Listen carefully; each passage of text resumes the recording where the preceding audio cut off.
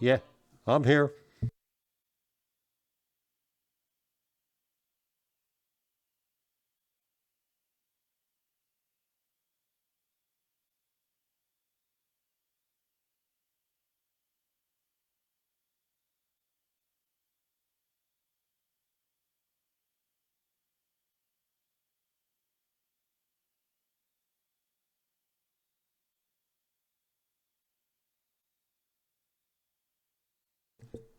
Is that on? Okay.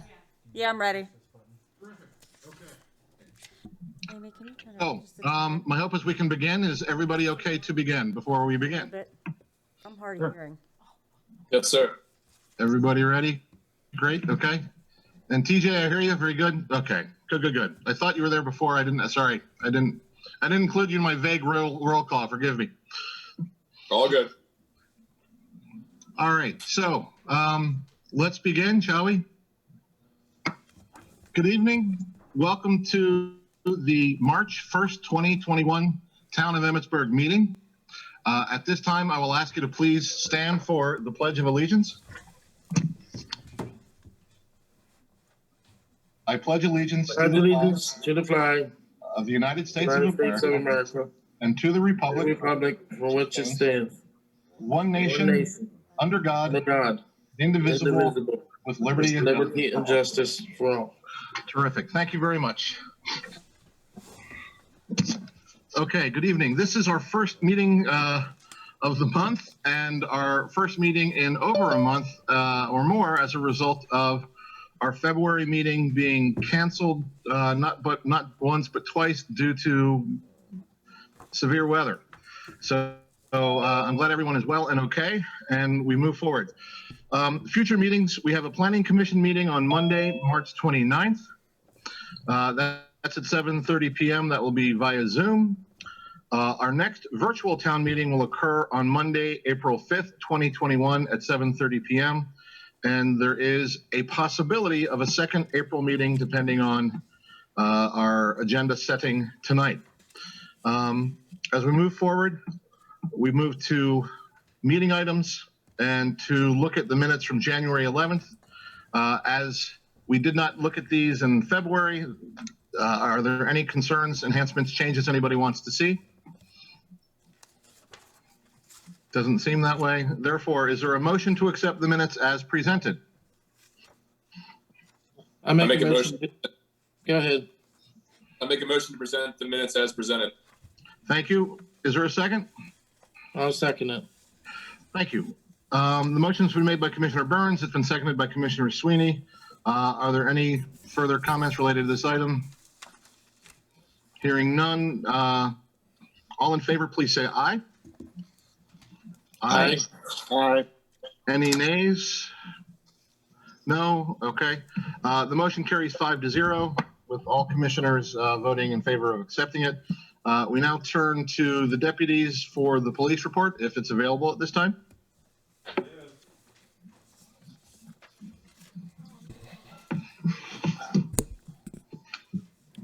Good evening, Deputy Whitehouse, Frederick County Sheriff's Office, and I will be presenting the January and February reports. So January, the only thing really we'll just note here is the traffic stops and stuff. So with the ski traffic coming in town, we were up near 50 for January for traffic stops. Issued out 15 citations and 40 warnings. So I'll just skip right to the back here and go to some additional information. So I have on here for the January, the fire investigation out on Carrot Court is still ongoing. There was a death investigation at the sleep-in parking lot also in January, which is still ongoing. And, the attempted armed robbery on DePaul Street behind the apartments there, those are still ongoing. So what I'll do is I'm going to reach out to the detectives and those who are investigating those and to check the status of those to see where those are at this time. So also we had the suspicious person, I guess, following some Mount St. Mary's College students around at the Jubilee. That person was also identified, and looked as if he was, he'd been making his way around the county doing, like, following people, like, in grocery stores, malls. So, like, down at Frederick City, even out at Mount St. Mary's, we got a complaint of the same individual, but we were able to identify him and give him letters of no trespass, both served on him, so he can't go on the Mount campus, and he can't come back to the Jubilee at this time. And as well, like I said, other places otherwise, like in the city of Frederick as well. So with those, with the attempted armed robbery and the Jubilee, we increased our presence in the town on DePaul Street and Jubilee in January through February, and those are they're called directed patrols, where command staff will put certain places on, like in the county, is a directed area where they put more resources for a greater presence. So we did that through January and February. Did several school safety checks at Mother Seton School and the Emmitsburg Elementary School. So that was January. Do you want me just to go to February, or does anybody have any questions on the January things I presented?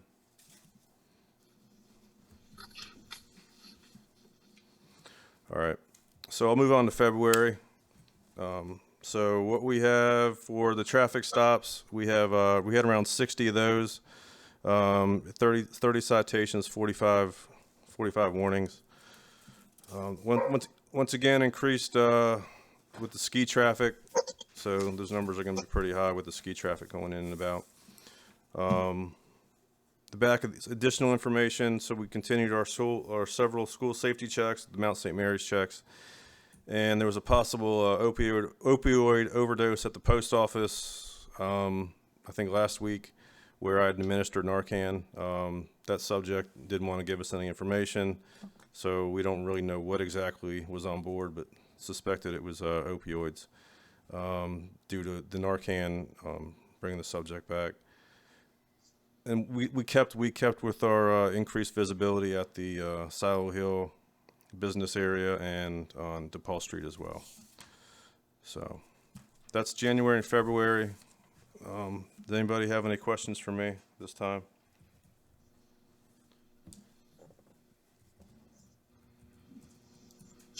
Okay. Thank you very much. Thank you. Thank you. Thank you, Deputy.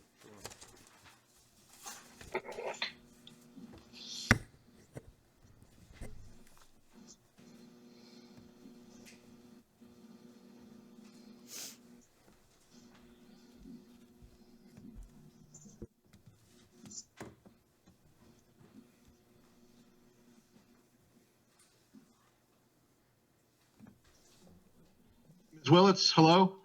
Yes, are you ready for me? Yeah, yes, I'm sorry. I cleverly muted myself, probably a benefit to the town.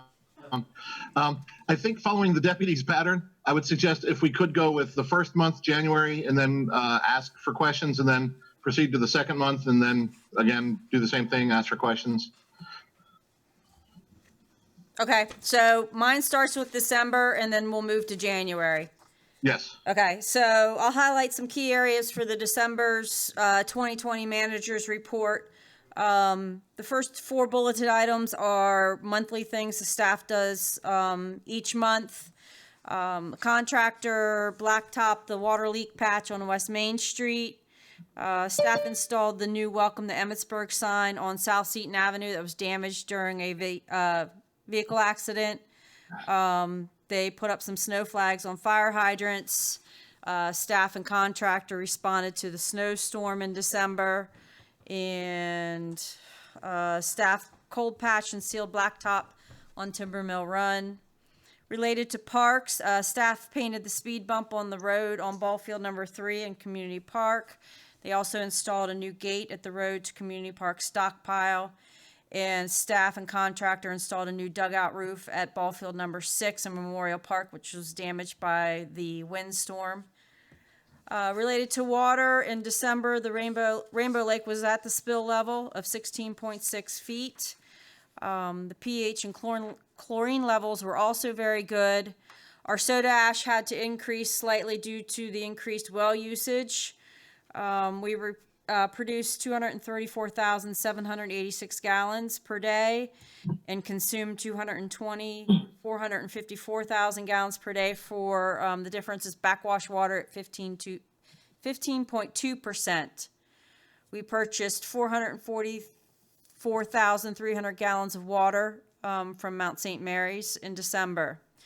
Wastewater, we treated an average of 726,000 gallons per day and consumed 220,454 for 69.6% wild water. We had no spills of untreated sewage. However, we did exceed the design capacity 4 times during the month of December. That's in direct correlation to about 6.7 inches of precipitation. In December, the average is typically 3.8. In December, we had a surplus of 0.7 inches of rain over the last 6 months. Just 2 noteworthy items for December is staff repaired 2 water leaks, the 6-inch main on East Main Street and the 6-inch main on DePaul Street. And these leaks were pretty significant for a total of 162,000 gallons lost. The LG Sonic was pulled from the lake in December, and the probes were sent off for calibration. That's everything for December. Are there Any questions from the board related to the manager's report for December? No, Mr. Sweeney? no, I don't have any. Okay. Okay, thank you, Ms. Wiltz. Feel free to proceed. All right, January of 2021 was predominantly snow and ice. Staff and contractors were in several times for snowstorms and ice storms, plowing, snow removal, salting, and sidewalks. Related to parks, staff moved a downed tree off the community park walking trail. Our contractor began work replacing the sidewalk on West Lincoln in the area of the pool. However, it's currently on delay because of the weather. The water, Rainbow Lake was still at the 16.6 feet spillway level. Backwash water in the month of January was 14.9%. We consumed an average of 217,590 gallons per day. We purchased 446,000 gallons of water from the Mount in January. Wastewater, we treated an average of 572,000 gallons per day and consumed 217,590, which means that 62% of the wastewater was wild water. We had no spills of untreated sewage in January. However, we did exceed the design capacity 3 times, and they were the first 3 days of January. We received about 2 inches of precipitation to give us a surplus of 1.76 inches over the last 6 months. Trash pickup will remain Mondays in the month of March. I listed out some of the meetings I attended in January, and then some noteworthy items. Staff assisted with the fire on Carrot Court, and the water is currently shut off. We repaired a water leak by 9377 Waynesboro Pike. Staff checked for a water leak on Annandale Road and found a blow-off on the Mounts water line was leaking and notified them. The lagoon transfer pump at the wastewater treatment plant had to run for about a week to lower them from December's rainfall. The recycle pump at the wastewater treatment plant has failed again. We do have the parts in place to replace it, just have to wait for warmer weather. And the contractor was in to reline the sewer lines from Fraley Road through West North Alley to West Lincoln. And I've been asked to remind everybody that Ms. Shaw will be back in the office on beginning Wednesday. If you have your financial disclosure forms ready, she'll be in to take care of that for you. And that is all I have for January's report. Thank you. Any questions for Ms. Willits related to the town manager's report for January? Yeah, just real quick, the relining, has that stopped any of the wild water issues? We Has have, that brought down any? we have seen great results at the pump station And then moving on to the wastewater treatment plant, with all these heavy rains, we haven't had any overflows. The pump station seems to be handling them okay. So we've seen great results from it. You'll just see large spikes in wild water when there's a large amount of rain that comes down real quick. But we're making great strides, and staff is very pleased with the outcome. Great, thank you. Terrific. Any other questions for the town manager related to the January report? Yes, one question. Yes, sir. Are we, given all the rain and everything that we've had recently, including the snow, are we in an excess of water right now? Are levels higher than they were obviously when we were struggling in the spring? Right, so we're currently have a 1.76 inch surplus of rain. If you look at the wells, most of the wells are in good shape. They've all rebounded. The lake has rebounded. So right now we're in a good position due to the snowfall and then the rain that we've received. I can't remember correctly, but did we ever, I know we had in place water restrictions and things of that nature. I don't ever remember canceling those. Did we? We lifted the water restrictions, I believe it was the second or third week of December when we were, it was the week before we were going to do hydrant flushings. Okay, just wanted to make sure. Okay, thank you, sir. Any other questions for the town manager? Okay, with that in mind, we now turn to the town planner for the town planner's report. Yeah, sure. So this is December's report, and then I'll go to January's. I prepared the meeting packet information for Ordinance 2101. Mr. Golden, I'm sorry, could you speak up a little bit? It might be my connection, but I can barely hear you, sir. Okay, sorry about that. Can you hear me now? No. Better? Yeah. You're little not better, very yes. loud. He's not that loud. Let me try. Okay, I'll try to speak as loud as I can here. thank you, sir. Yeah, Zoom. So I prepared meeting information for Ordinance 21-01. I created the proclamation, which will be thanking Keith Surdick tonight. Meeting under grants, community legacy, and Chesapeake Bay Trust grant management. We did apply for an over $300,000 Maryland Department of Natural Resources grant in order to plant 27 acres of trees for our MS4 permit. We were awarded a $34,000 grant from the Chesapeake Bay Trust for our Silo Hill Stormwater Management Project. I processed 2 community legacy reimbursement requests. MS4, just Silo Hill Stormwater Basin retrofit and tree planting project management. Under permits, we processed 4 zoning permit applications. 2 noteworthy ones is one use and occupancy for Duncan and one for the insurance brokers of Maryland. Both of those projects are completed on our end. Processed 2 backflow preventer applications.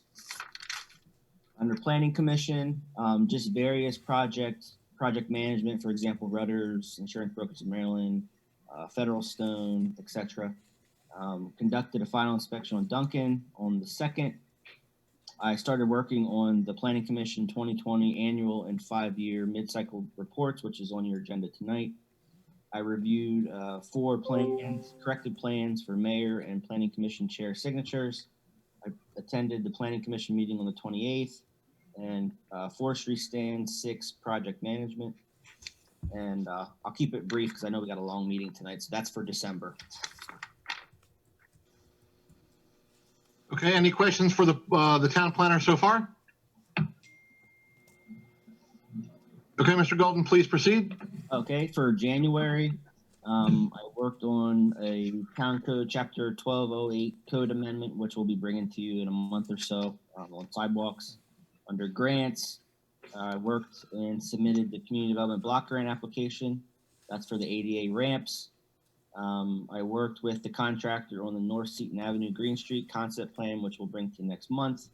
I reviewed and approved 1 COVID-19 microgrant application. Under MS4, we continued Silo Hill Stormwater Basin and the tree planting project management. I processed 9 zoning permit applications this month. The most noteworthy one is 4 homes in Brookfield. To date, we have 11 new homes there, so they're selling like crazy. So it's It's really good for the town.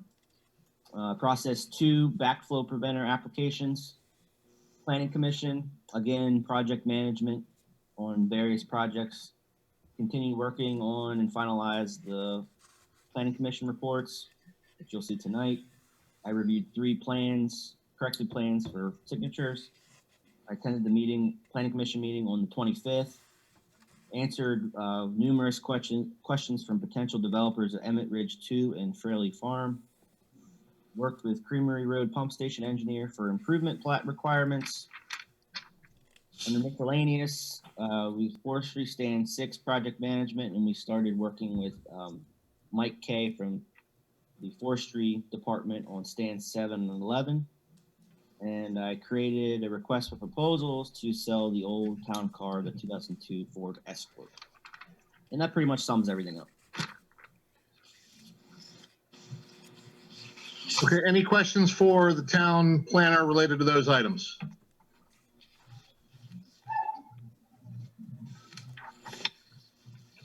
Okay, thank you, sir. Appreciate it. We're going to move forward now. Okay, at this time, we turn to commissioner comments. Mr. Davis, I'll start with you, sir.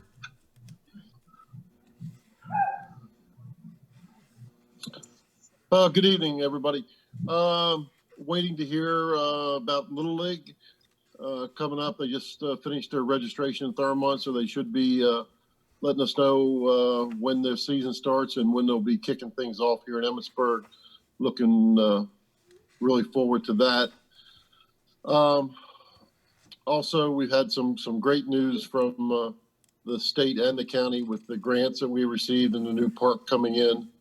I'm going to ask the mayor if he could possibly hook up with the county parks and rec people and maybe have them on one of his shows on the Wednesday to answer some questions on the park. It seems to be some citizens aren't quite as happy as what I am about the park, and they have a lot of questions and concerns, and maybe that would clear things up a little bit. Of course, I did the unthinkable and made a comment on Facebook that upset some people and about the park and about the negativity.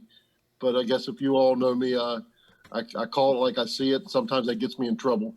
And I apologize if I offended anybody with that. But other than that, we've got a lot of good news for Emmitsburg, and thanks everybody for all their hard work with that. Thank you, sir. Commissioner Burns. Yes, good evening. Thank you. Just to follow up with Commissioner Davis too, I know there's been a lot of back and forth about the new park that is going in. I know it's outside of Emmitsburg town limits, but I personally see it as a good opportunity for a lot of the area residents, especially our younger residents. There'll be ball fields and playgrounds and things of that nature over there for them to participate in. And I say that after I drive to Walkersville this evening for a lacrosse practice and soccer practice down in that area as well. So it'd be nice to have something of that nature much closer to home for our residents. And I hope they do recognize that. Want to hopefully now that the school year is opening up here in Frederick County and the students are returning in a hybrid model, I'm hopeful and excited that a lot of our younger students are able to return to Emmitsburg Elementary and get back with their classmates. And I think this will give us an opportunity to maybe sit down with the mayor and readdress the situation of, trying to improve upon Emmitsburg Elementary so that we don't have people leaving Emmitsburg to go to Thurmont for grade school and things of that nature, and what we as a town need to do to talk to the county and the state to try to get a little more funding up in this part of Northern County for those students. Other than that, hope everybody's staying safe, continuing to wear the mask, and if you're able to get the vaccination, I highly recommend it. I know several people, including Commissioner Davis, I haven't yet to see any real negative side effects to it, and I'll tell you this much, I feel much safer now that I've received it from working in the hospitals, and feel much more confident walking around, still wearing my mask as well, though. Thanks. Thank you, sir. Commissioner Ritz. Well, there it went. Okay. Yeah, I'd just like to say, with everything that's going on in our country, where it seems like there's a lot of animosity, groups upset at one another, lack of unity, there's still some good in this country, and it is realized here in Emmitsburg. A lot of individuals I could call out, but one in particular comes to mind, a quiet, unassuming man by the name of Terry Shern. He lives at the Creekside Apartments. For a living, he's a driver for Dairy Maid Dairy in Frederick, and I know that he's a deacon in his church, and he's just a pleasant individual. Every time you see him, he's smiling, he's happy, he goes out of his way to say hello, and I just wanted to personally call him out here at this meeting, not so much as a town commissioner, but just as a neighbor. So if there were more Terrys in this world, I think it'd be a lot better place. I just wanted to state that for my commissioner comments this evening. Thank you. Thank you, sir. Commissioner Sweeney? Yes.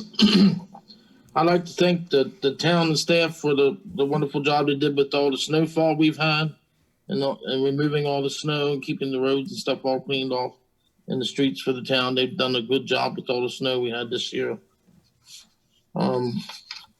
I also know Terry, and I think he's a wonderful person also, and he's a great part of our town. So I do know who Commissioner Ritz is talking about. I've talked to Terry a good bit too, so he's a good neighbor for the town. That's all I have for now. Thank you, sir. For myself, I want to echo what Commissioner Sweeney said regarding town staff. Tremendous job clearing the streets again and again and again and again. Definitely a unique winter so far. Hopefully it's the snowfall's behind us, but who knows? Maybe I shouldn't say that out loud. The North County Regional Park, my understanding for its planning, there's going to be a rather significant process to have public input for it. And there are going to be multiple opportunities, and I will certainly do my best to make sure that it's publicized through our town office and through our medium. But it's I think a 3 to 5 year window before it's actually moving forward on the actual build. So that should give us a good opportunity to weigh into it. As I've said before, my biggest concern is its connectivity to town, so people can get there walking, riding a bike, taking their scooter.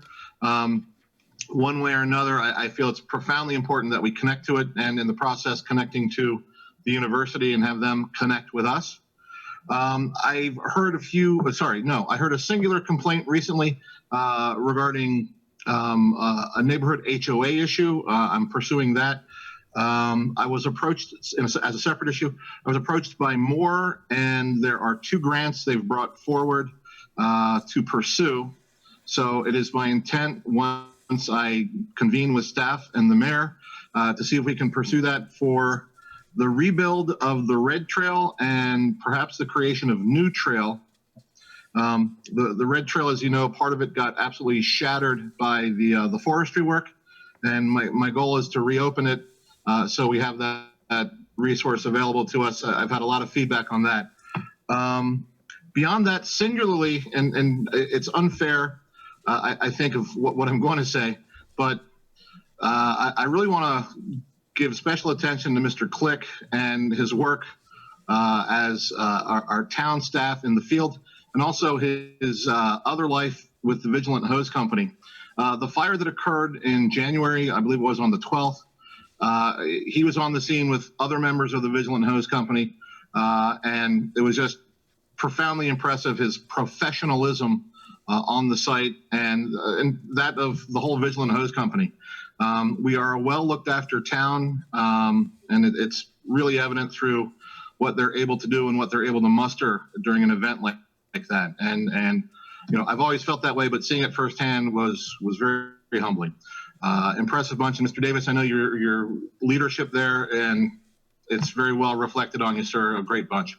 So at that, I'll conclude my comments, and now we turn to the mayor.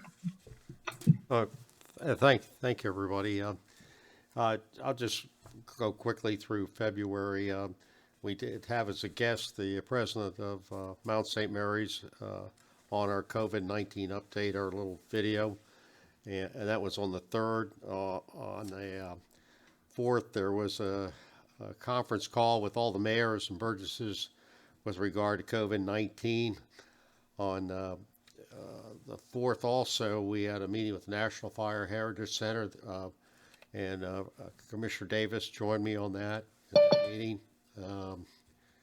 Let's see, going down here, I met with a Zoom meeting with the Mount bowling team. They're ranked 12th in the country, and they're looking for a place here. We're still moving around here, but I thought we had one, but we missed on that one. On Sunday at the 21st at 9 a.m., it was very chilly morning. The first annual Emmitsburg Iceberg Disc Golf Tournament drew 38 players. All proceeds went to the food bank. Wonderful gentlemen that are running that for us. Canceled the COVID update with Mark Lancaster, former chairman of the Frederick County Sustainability Commission. That was on the 25th. That's be rescheduled.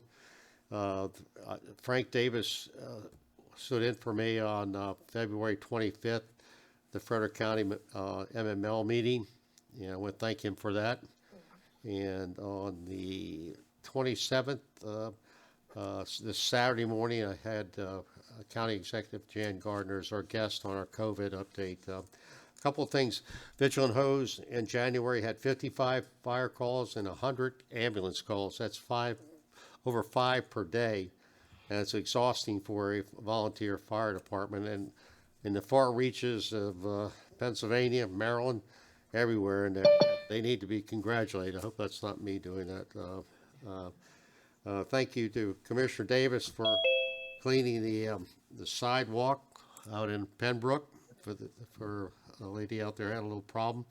And the 4th, this Thursday, we'll have Shannon Moore, Director of the Office of Sustainability, as our guest on our COVID update. Thank you. That's all. Pleasure. Thank you, sir. Okay. We now turn to public comments.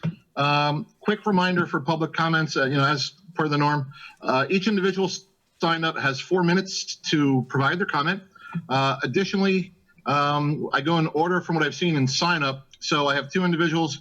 Mr. Bruce Dean is the first that was listed to me by staff. And then I have our own Mr. Dan Reaver. So Mr. Dean, good evening.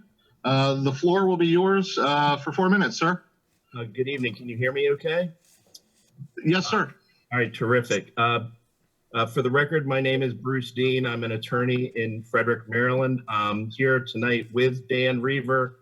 I represent Dan and his husband and his brother, Greg, who are the owners of the Emmitsburg East Industrial Park, which has been a part of the town of Emmitsburg since it was annexed in 2006. Last week, I submitted a letter to Leslie Powell, the town attorney, among other things, requesting that the matter of the Emmitsburg East Industrial Park sewer pump station be placed on the agenda for the town's consideration at your April 5th public hearing. And for that is why I'm here tonight, is to specifically not get into the details of that matter. The details are contained in the letter to Ms. Powell, which was copied to the mayor and to Zach Golden, but really just to ask on behalf of Mr. Reaver for your support in having this matter placed on the April 5th agenda for the consideration by the mayor and commissioners of the town of Emmitsburg. Like I said, I don't want to get into any of the details, though Dan and I are both here tonight to answer any questions.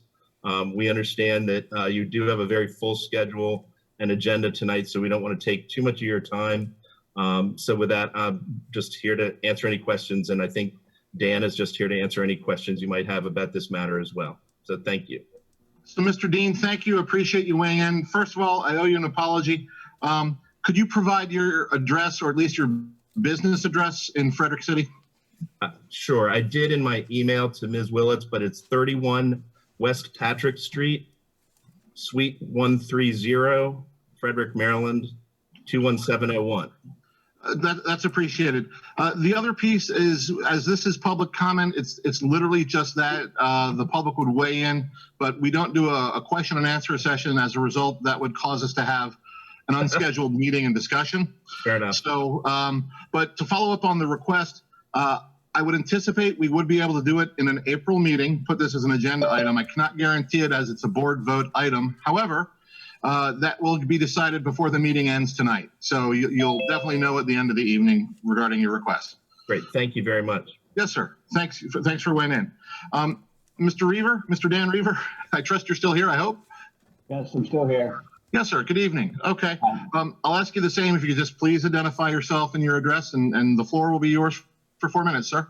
With Dan Reaver, managing member of Emmitsburg East Industrial Park, 100 Creamery Court, Emmitsburg, Maryland.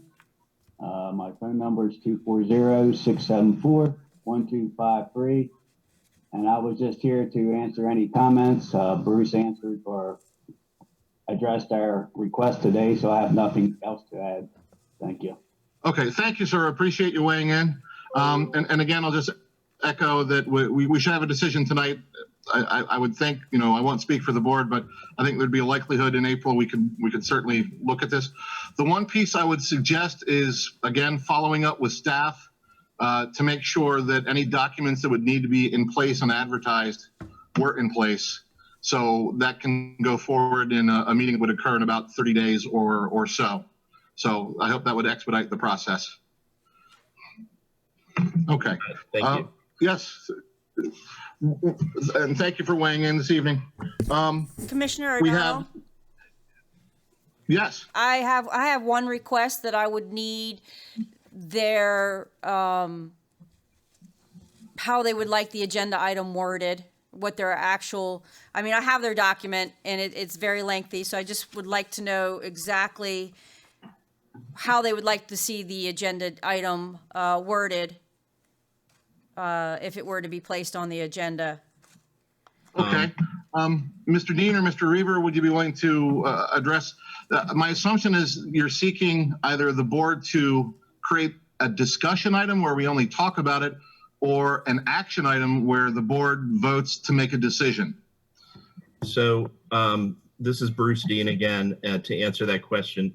So the request is for the town to consider the location of the proposed sewer pump station to serve the Emmitsburg East Industrial Park on the town's wastewater treatment plant property. And then there's some details about the transfer and ownership of that pump station at a future date. And so I'm going to leave it to the town and the town's attorney whether they want it to be an action item that evening or whether it would be more of a discussion item and then a agreement between the developer and the town at a later date. But I don't want to presume to talk for the town or the town's attorney. That's all. Sure. No, and I understand that. On your behalf, is there a time sensitivity to it? Do you feel an urgency that this is an action item, just to kind of look at it, trying to frame it?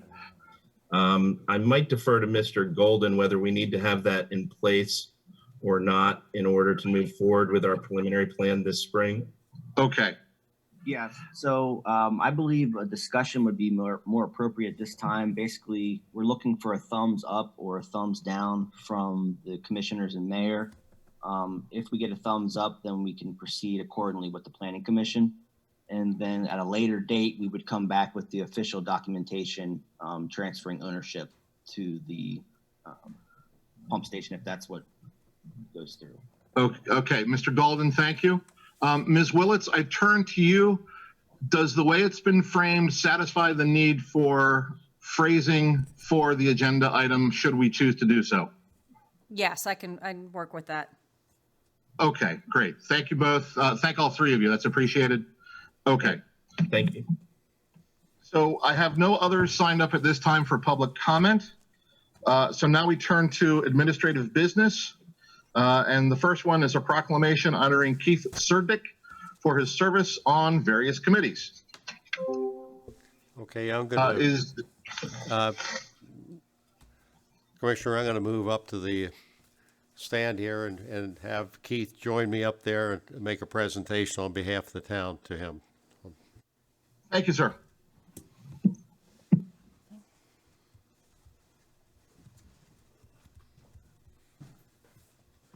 Let me take a picture. I think we have a camera there, but we'll try to do it this way, keep our distance. I'm going to lower my mask here. Thank you very much. Let it hereby be known on this occasion, on this recognition of services, this the first day of March 2021, that the town of Emmitsburg. Oops. Can we start over? Okay. Mr. Mayor, I'm afraid the microphone didn't pick that up the first time through. Okay. Okay. Let it hereby. That's much better now.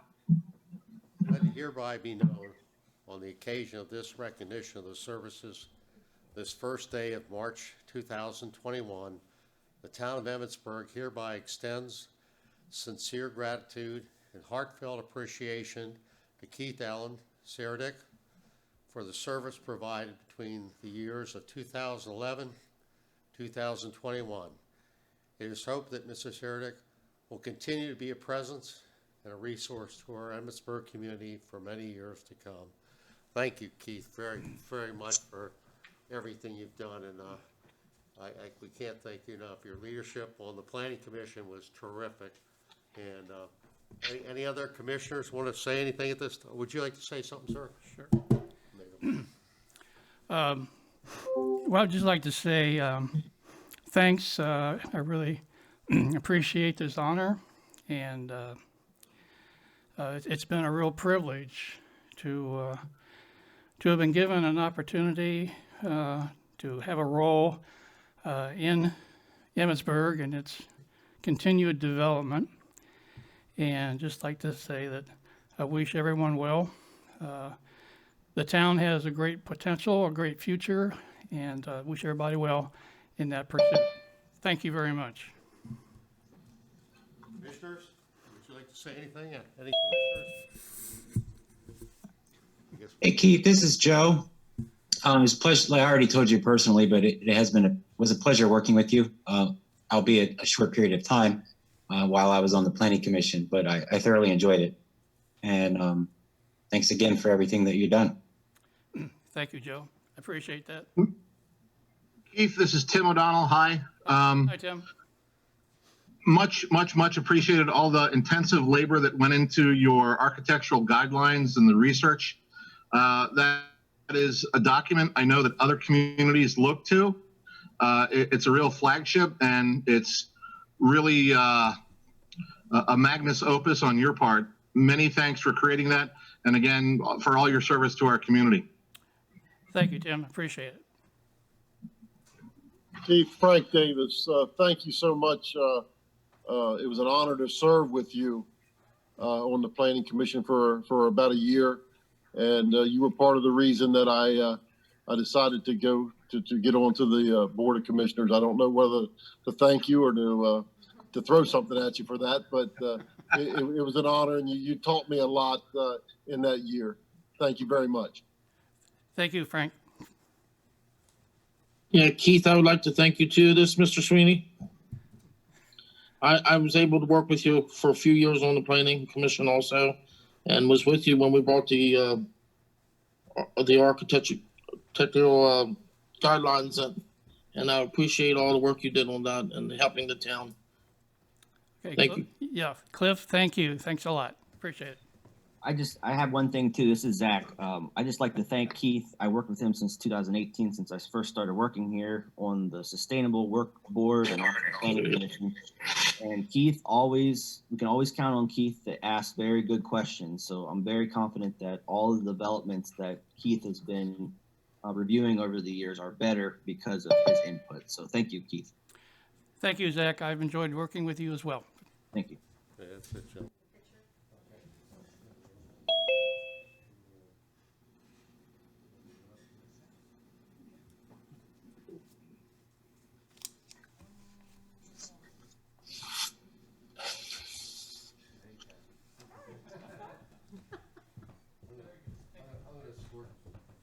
start.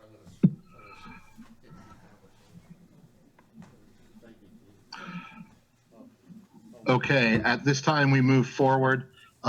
We have administrative business item D, the filing of the 2020 annual and 5-year mid-cycle planning commission reports. Mr. Golden, will you be presenting information related to this? Yeah, sure. I'll just keep it brief. Every year, the Planning Commission has to review and approve an annual report, just basically stating what the Planning Commission did that previous year and how many homes were approved. And this year is the 5th year, so we're required per Maryland law to do a 5-year report as well. So I won't go over the details, but the Planning Commission did approve it. And all we need to do is just file it with the Board of Commissioners every year. So just got to give it a thumbs up. There's no official vote needed. Okay, so I'm sorry, I misheard the last part. I did not hear the last part. So you just need a motion, a vote to accept this as presented? No motion required, just a thumbs up that you guys received it. Okay, so to the board, can we provide a consensus that we have received this and we see to it that it moves forward? Yes. Yes. Yes. Perfect. Terrific. Okay, so we have unanimity there, Mr. Golden, so the consensus has been provided. Okay, thank you. Thank you, sir, and thank you to the board for providing this. Okay. An elaborate report, I must confess. Took me a while. Okay, so we now turn to our update. This is item C of administrative business related to the update on infrastructure projects. Yes, I just wanted to give, I know there's a lot of information and a lot of projects floating out there, and there's going to be some agenda items coming your way tonight and then at future meetings. So I just wanted to give everybody a quick update on our 3 major water and sewer infrastructure projects, kind of a brief timeline and funding for all 3. I'm going to start with the water clarifier. The purpose of it is to treat and improve the raw water quality flowing into the plant. The main objective is to reduce the damage to the plant's equipment and as well as reduce millions of gallons from reservoir water wasted through backwash water. There's been a lot of different things in print, in the newspaper and other places. So basically this is the main purpose of the clarifier. The cost is estimated at $1.4 million. A special thank you to Senator Huff for securing $1 million in the governor's capital budget, which goes into effect June 1st. The town will be responsible for the remaining $400,000.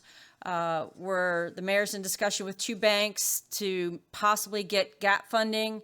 If not, it will be funded through the town. Staff and I have a conference call with RK&K, who was awarded the project several months ago, to discuss the project scope, schedule, and funding. Estimated completion of this project will be July of 2022, and I apologize for pronouncing Senator Huff's last name wrong. It should be Senator Howe. Next, moving on to the Creamery Road pump station. A quick purpose for this was that, the town lost over 125,000 gallons over the last 3 years, with the largest being in September of 2018 at 68,500 gallons, which went into Flat Run Creek. Consultation with the engineering firms contributed those sanitary sewer overflows to a failing pump station, which was built in 1964 with no bypass capability, plus the need for sewer relining, which we've been doing for the last 3 years.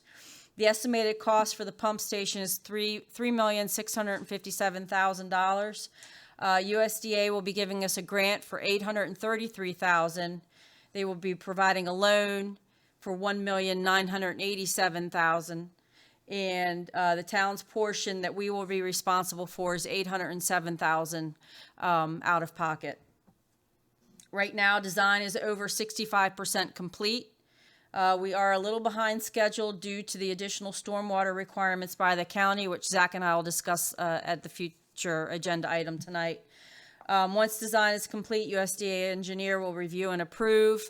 Once the design is approved, then the project will go out to bid for construction. My hope is to break ground by the end of the year. That's all going to depend on how fast some of the approvals come through. And then finally, the water lines. We're targeting North Seaton Avenue and DePaul Street during the first go-around. The purpose is to replace the aging lines and increase lines that are undersized and not meeting the current demand for fire flows. Right now, we're in the phase of developing the preliminary engineering report and the environmental report. That will be paid by the town initially, and the cost of that is about $25,000. MDE denied us a previous funding request.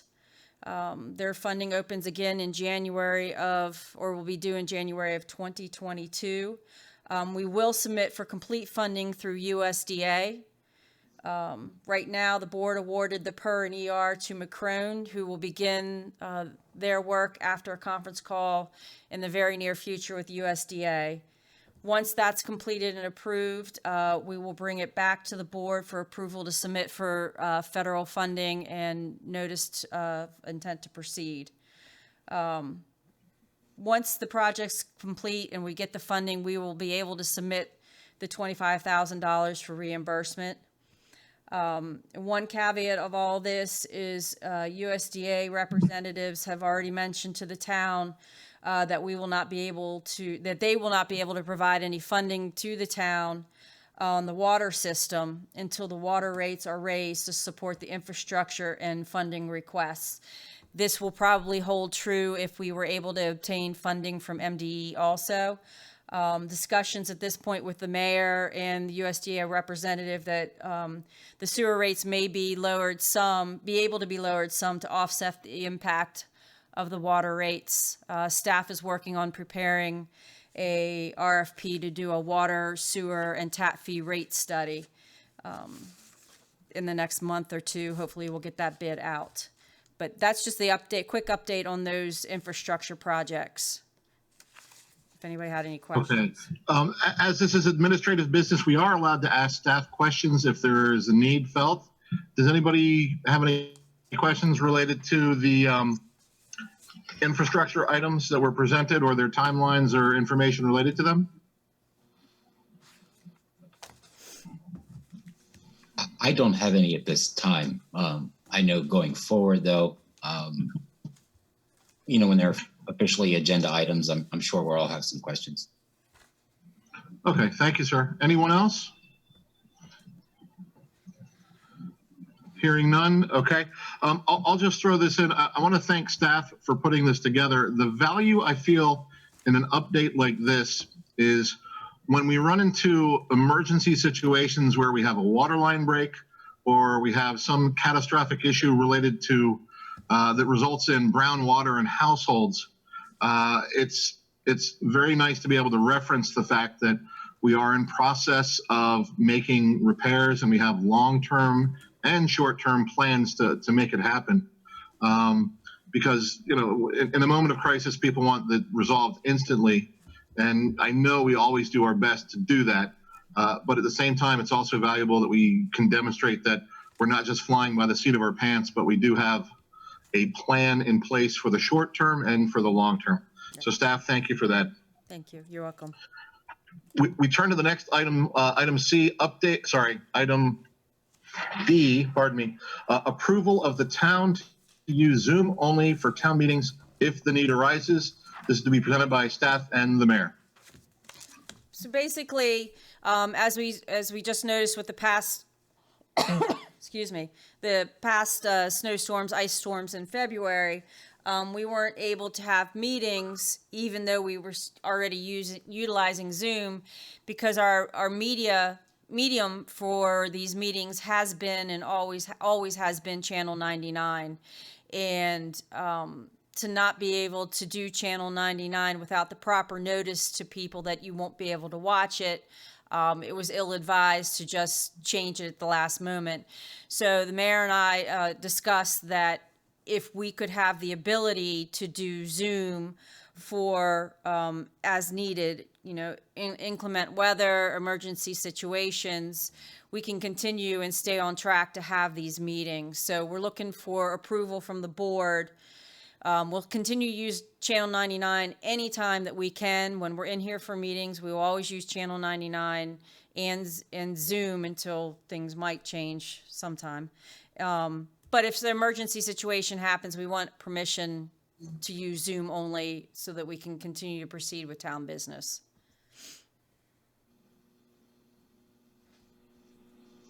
That's it. Questions or comments from the board? I have a question. Sure. I guess my one question is, looking at the screen now and all the plexiglass up, when are we going to start having in-person meetings? So there was brief discussion, I think, at the mayor's talk with Commissioner Gardner, County Executive Gardner. She does not have any intentions of opening county facilities for the foreseeable future. So I don't know. But I'm sorry to interrupt, but we as a town, you know, as a town government, collectively, if we decided to meet, I don't see where that would be an issue with the county executive's office. Well, no, I'm just saying we've been following the guidance of Frederick County and how they've been handling most of their situations, and we've kind of been basing it off of them as well as some other municipalities. And it's kind of mixed with which municipalities have in person and which ones don't at this point. A good bit of them still do not meet in person. And I don't know about you, and my personal feeling is that we've made it this long, knock on wood, that we've pretty much kept COVID out of the office and out of our staff, with the exception of 2 public works members. You know, I personally, and this is just my personal opinion, I would prefer to see it through until we get a larger amount of the population vaccinated. And I believe the mayor feels the same way. But that's my feeling. That's correct. The most important part of this message is that protect the staff and reduce traffic in here. And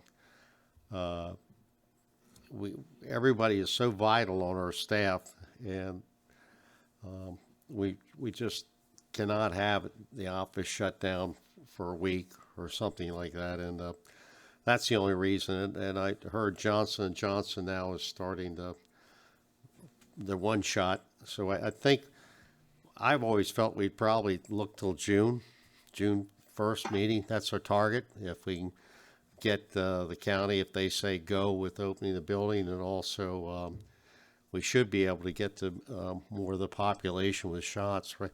One of the problems the county executive stressed was we're just not getting the vaccine over here, and she's her office and the health department are trying to get that worked out. But it's really for the protection of our staff, the rotation, and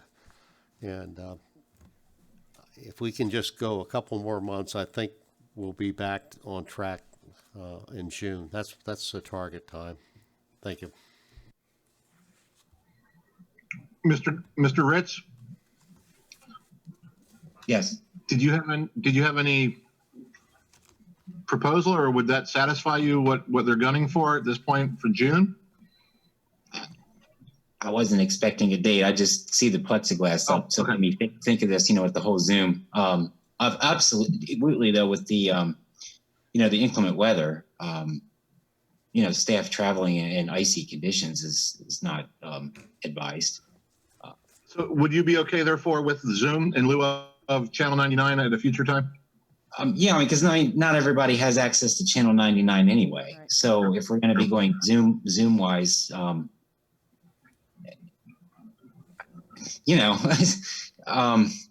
everybody's going to. It's available for public viewing, but not all the public can still view it. Correct. So it's the same thing, but it has limits. And then true. Just to state real quick, when we are at the office and we have our meetings in person, we don't necessarily get a full house as well. I do know it's a lot easier to come in person, though.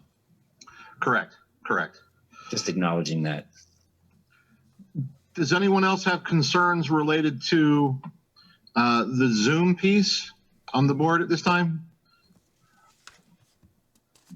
Question for you, Commissioner O'Donnell, Sure. Yes, sir. and directed at, if by chance one of us had to be out of town for business and, out of state post-COVID or anything of that nature, would it be possible for one of us to dial in via Zoom, or would we have to abstain from the meeting and be absent, or is that something that would be possible? Just out of curious, because once this does lift, some of us will have to travel out of state and things of that nature. Sure. No, that's a great question. Off the top of my head, I do not know. I don't know if the emergency frames that. Maybe staff has some information on that. If they don't, it's understandable. Yeah, I don't see why that, I like the ability of Zoom, and I think hopefully that it might engage more people because they can sit in the comfort of their own home and log into a computer and watch and still make public comment. And I don't see as long as we had a quorum, and I will obviously follow up with Leslie, but as long as we had a quorum, whether or not you're here or you're traveling, as long as you're present for the meeting, I would not see that there'd be a problem with that. And I'd like to see us to continue to use Zoom. Okay. Okay, cool. Because sorry. So when I win the lottery next week and I decide to lay up on a beach, I'll still be able to dial in with you guys. Is that cool? It's worth discussing.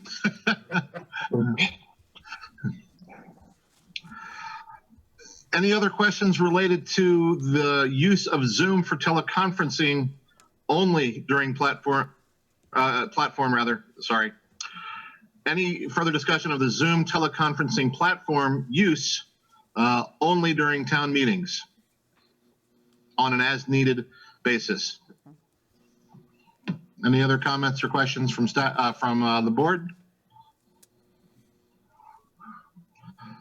Okay, so I'll ask for Ms. Willits. Do you want a vote, or do you like consensus on this as well as like we did earlier? Consensus is fine. Okay, so board members, you just weigh in that you're on board with this or not. If you are, if you are for it, please just offer individually a yes, or if you're not, individually offer a no. Yes. Yes. Yes. Mr. Sweeney? Yes. Yes.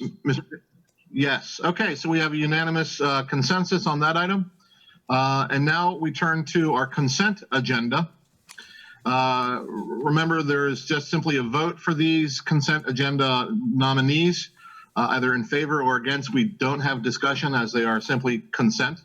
A planning commission appointment for Glenn Blanchard to the planning commission. The term would be from, well, would we modify the term given the fact that we've already passed January?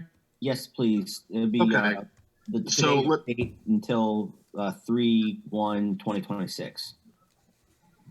Okay, so we go from 3/1/2021 to 3/1/2026. Yes. All in favor, please say aye. Aye. Aye. Any nays? Hearing none, the motion passes 5-0. Congratulations, Mr. Blanchard. For the Ethics Commission, the appointment of Deborah Hobbs to the Ethics Commission. And there's no term requirement for the Ethics Commission as noted here. All in favor, please say aye. Aye. Aye. Aye. Aye. Aye. The motion carries 5-0. Congratulations, Ms. Hobbs. Okay, for Parks Committee reappointment, we have the husband and wife team of Carolyn Miller and Martin Miller. The term would be from the 15th of this month through the 15th of 2023. All in favor, please say aye. Aye. Aye. Aye. Aye. The motion carries 5-0 for the Millers. Congratulations also, and thank you to everybody who's volunteered. Now we turn to the treasurer's report. Yes, good evening. This is the cash activity as of February 23rd, 2021. we had a cash balance of $5,526,649 as of February 1st. We had $846,615 in deposits, $843,894 in withdrawals, which leaves us with an opening balance going forward at $5,529,370. The top 10 check amounts are listed below. And if you have any questions that I can't answer, I'm sure the staff would be more than happy to for you. Any questions for staff? Hearing none, do we have a motion to accept the treasurer's report as presented? Sure, I'll make a motion to accept the treasurer's report as presented.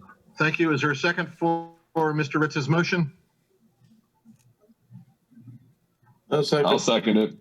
Okay, Mr. Sweeney for the second. Okay, all in favor, please say aye. Aye. Aye. Aye. The motion carries 5-0. Thank you, Mr. Burns. Thank you, staff, for that item.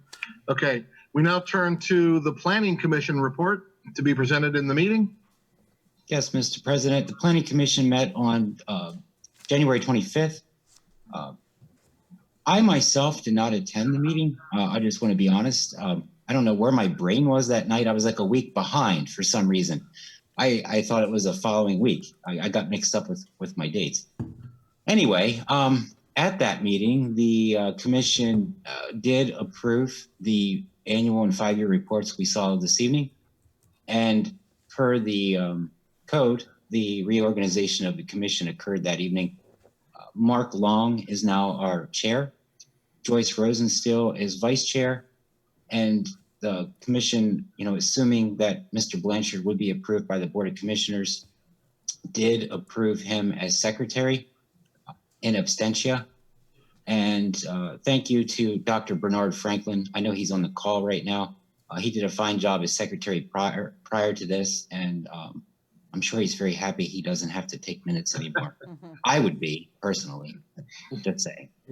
You're next year, Joe. We'll see. Strong opinions, strong opinions. All right, thank you, sir, very much. Okay, we now turn to our agenda items. Our first agenda item is the long-awaited audit presentation by Ms. Mills. And she is our certified public accountant with DeLeon and Stang, CPAs and advisors. Good evening, Mayor and Commissioners. Thank you for having us this evening. I would like to introduce my staff who is with me this evening, Patty Blickenstaff. She's one of the senior auditors and she works very closely with town personnel. Thank you, Amy, for leading us with the presentation. And I guess since you're flipping the slides, we'll just tell you when next slide, if that works. Actually, Cole has the flipper. All right, we're ready? We're ready.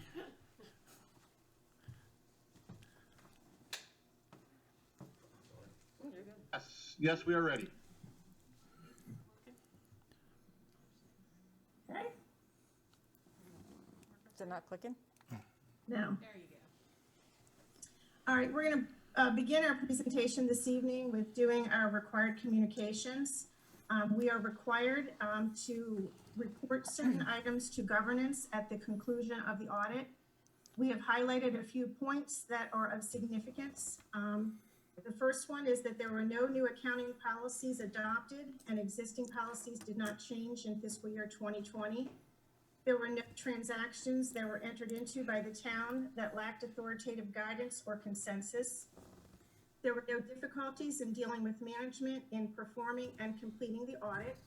There were no material audit adjustments, and there were no disagreements with management during the course of the audit. Slide. This slide highlights the responsibility of each of us. It's a reminder that the financial statements are the responsibility of management. Our responsibility as auditors is to plan and perform the audit to make sure that there are no material misstatements of the financial statements and to express an opinion on those financial statements based on our audit. The town received an unmodified opinion on the financial statements. An unmodified opinion means that it was a clean audit report, that the financial statements were fairly stated. The audit was performed in accordance with government auditing standards, and in doing so, we had to look at the town's internal controls over financial reporting as well as compliance. We are required to communicate to you if there are any deficiencies in internal controls that would be deemed a material weakness. There were no material weaknesses identified over financial reporting. In addition, we're required to communicate any issues of non-compliance. None were identified. Addie, I'm going to turn it over to you.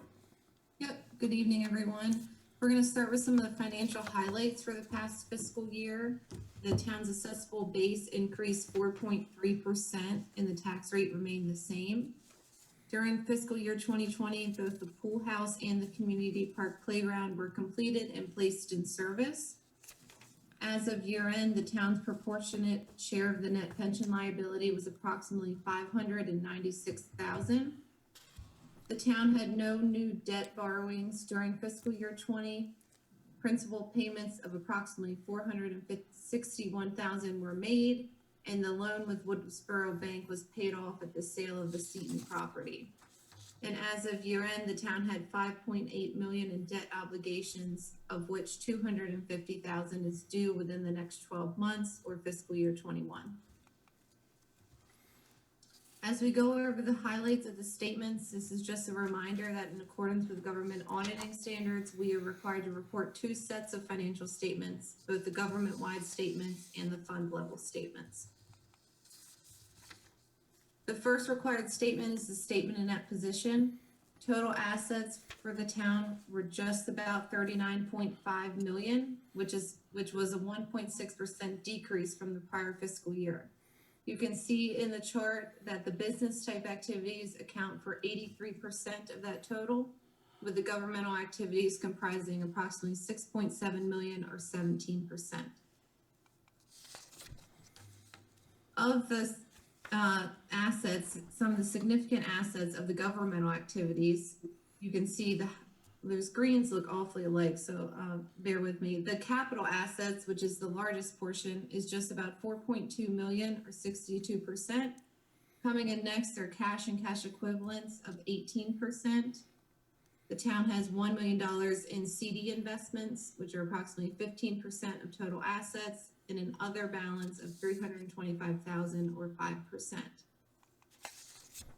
In contrast, these are the significant assets of the business type activities, i.e. the water and sewer fund. You can see 84% or $27.5 million is in capital assets of the town. Cash and cash equivalents are just under $5 million or 15%, and a small $390,000 remaining or 1% of the total assets. In contrast, the total liabilities of the town as of year end were just over $7 million, which was a 4.5% decrease from the prior year. Governmental activities comprised $700,000 of that balance, or 10%, with the remaining 90% or $6.3 million comprised in the business type activities. Again, highlighting the significant liabilities of the governmental activities, you can see that the about equal is the net pension liability at just about $342,000. There are other liabilities, which are essentially your accounts payable and your accrued expenses of $345,000, and a small 2% remaining for a long-term debt payment in fiscal year 21 of $14,000. For the business type activities, the largest liability is the long-term debt at approximately $5.8 million or 91% of the year-end balance. Second is the other category at $288,000, and then the net pension liability of approximately $253,000 or 4% of the year-end total. This next slide provides some guidance because when you're looking at the financial statements, you see terminology deferred outflows and deferred inflows. That is something unique to governmental accounting and reporting.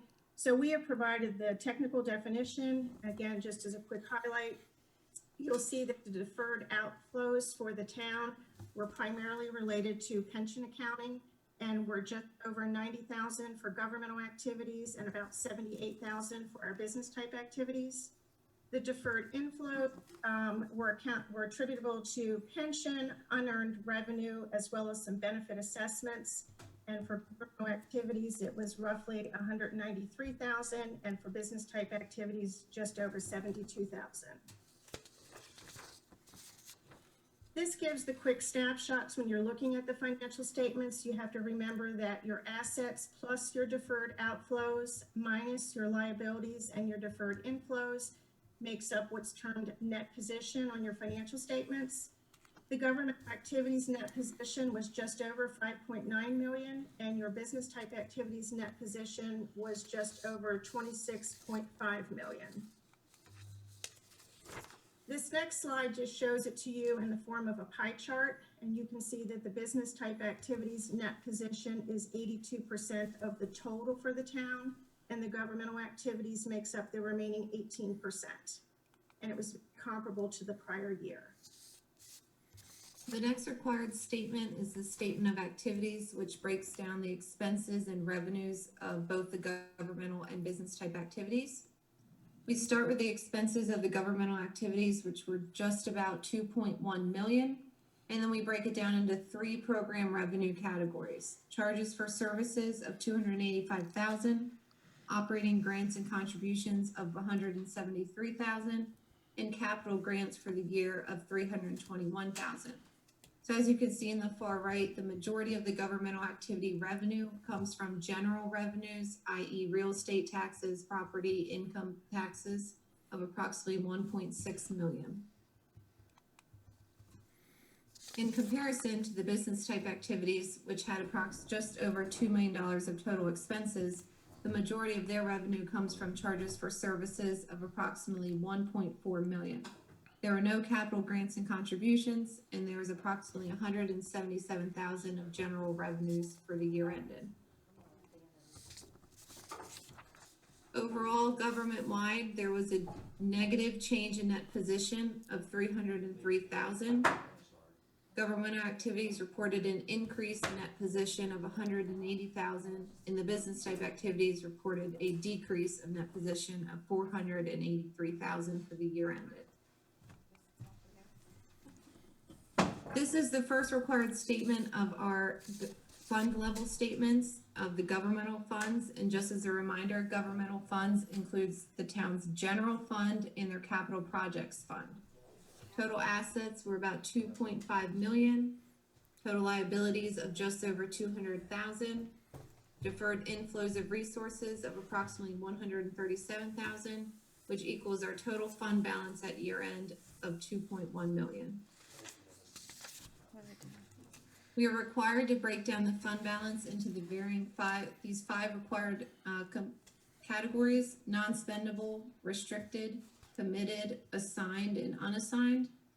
As you can see, the majority of the town's balance is an unassigned fund balance of 1.3 million, 511,000 assigned, 215,000 is restricted at year end, with the remaining in committed and non-spendable. In the audit report and the notes to the statements, each of those fund balance definitions are defined, and we clearly distinguish what they represent at year end. In comparison, for the statement of revenues, expenditures, and changes in fund balance for the governmental funds, the General Capital Projects Fund had year-end revenues of 2.4 million, total expenditures of 2.7 million, proceeds from the sale of capital assets of approximately 145,000, for an overall deficiency of revenues under expenditures of 186,000. This next slide we like to include because as we're talking about two sets of financial statements, and where else do you see two sets of financial statements except in a governmental report? The first one, as Addie mentioned, is from a government-wide perspective, and then the second level is when we're looking at things from a fund level. The town's accounting system is on a fund level, And as part of the audit process, we convert those financial statements to the government-wide presentation. And this next slide is just a helpful tool as you're looking at the financial statements to remember the differences between the two reporting models. When debt is issued on the fund level side, it is other financing source. And when you're looking at the governmental activities, it's showing up on the balance sheet as a liability. In principle on your debt, looking at it from a fund level position, it is an expenditure. And when looking at it from a governmental activities perspective, it's a reduction of a liability, similar to a business. You're constructing assets or acquiring assets at a fund level, it is an expenditure. But when you're looking at it from a government-wide perspective, it's going to be reported as an asset and depreciated. Pension-related items are not reported at the fund level. They only show up on your government-wide financial statements. As Addie mentioned, as a highlight, the net pension liability you will only see on the government-wide presentation. Slide. So this is helpful because as we, communicate a lot of different numbers to you, and Addie mentioned when we looked at the governmental funds that there was a deficiency of revenues over expenditures of about 187,000. However, when we were talking about the change in net position, we're showing a positive number of 180. The various reconciling items are displayed on this slide, and they're all the things that were on the previous slide. Debt service expenditures, which would be your principal payments, your depreciation expense on your capital assets, proceeds from the sale of capital assets. There was a loss on the disposal of some capital assets related to general government assets this year. There was significant capital outlay expenditures of just over 807,000. And then the two smaller items at the bottom just reflect the change in compensated absences as well as the net pension adjustment. So when you're looking at the two sets of financial statements in the audit report, and you see a fund level decrease and then a change in net assets as a positive number, here's all the things that come into play in reconciling the two sets of financial statements. The next slide, which is probably a little bit harder to read, so let me switch to a bigger print. Again, terminology is different. When we're looking at our fund level financial statements, we talk about fund balance. And when we are looking at our government-wide financial statements, we are looking at net position. And you can see there are very significant differences between the two reporting models. Our fund balance for governmental funds was just over 2.1 million, and our net position governmental activities was almost 6 million. And it largely makes up the items listed. Our property and equipment net of accumulated depreciation is just over 4.2 million. We mentioned deferred inflows and deferred outflows. They're being accounted for on this slide.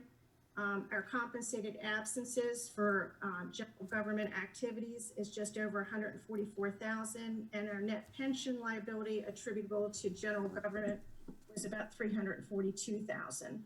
So there's some very significant changes between the two reporting models, and this is just a way to reconcile between the two. We've also used the terminology business type activities. They're also considered the proprietary funds for the town.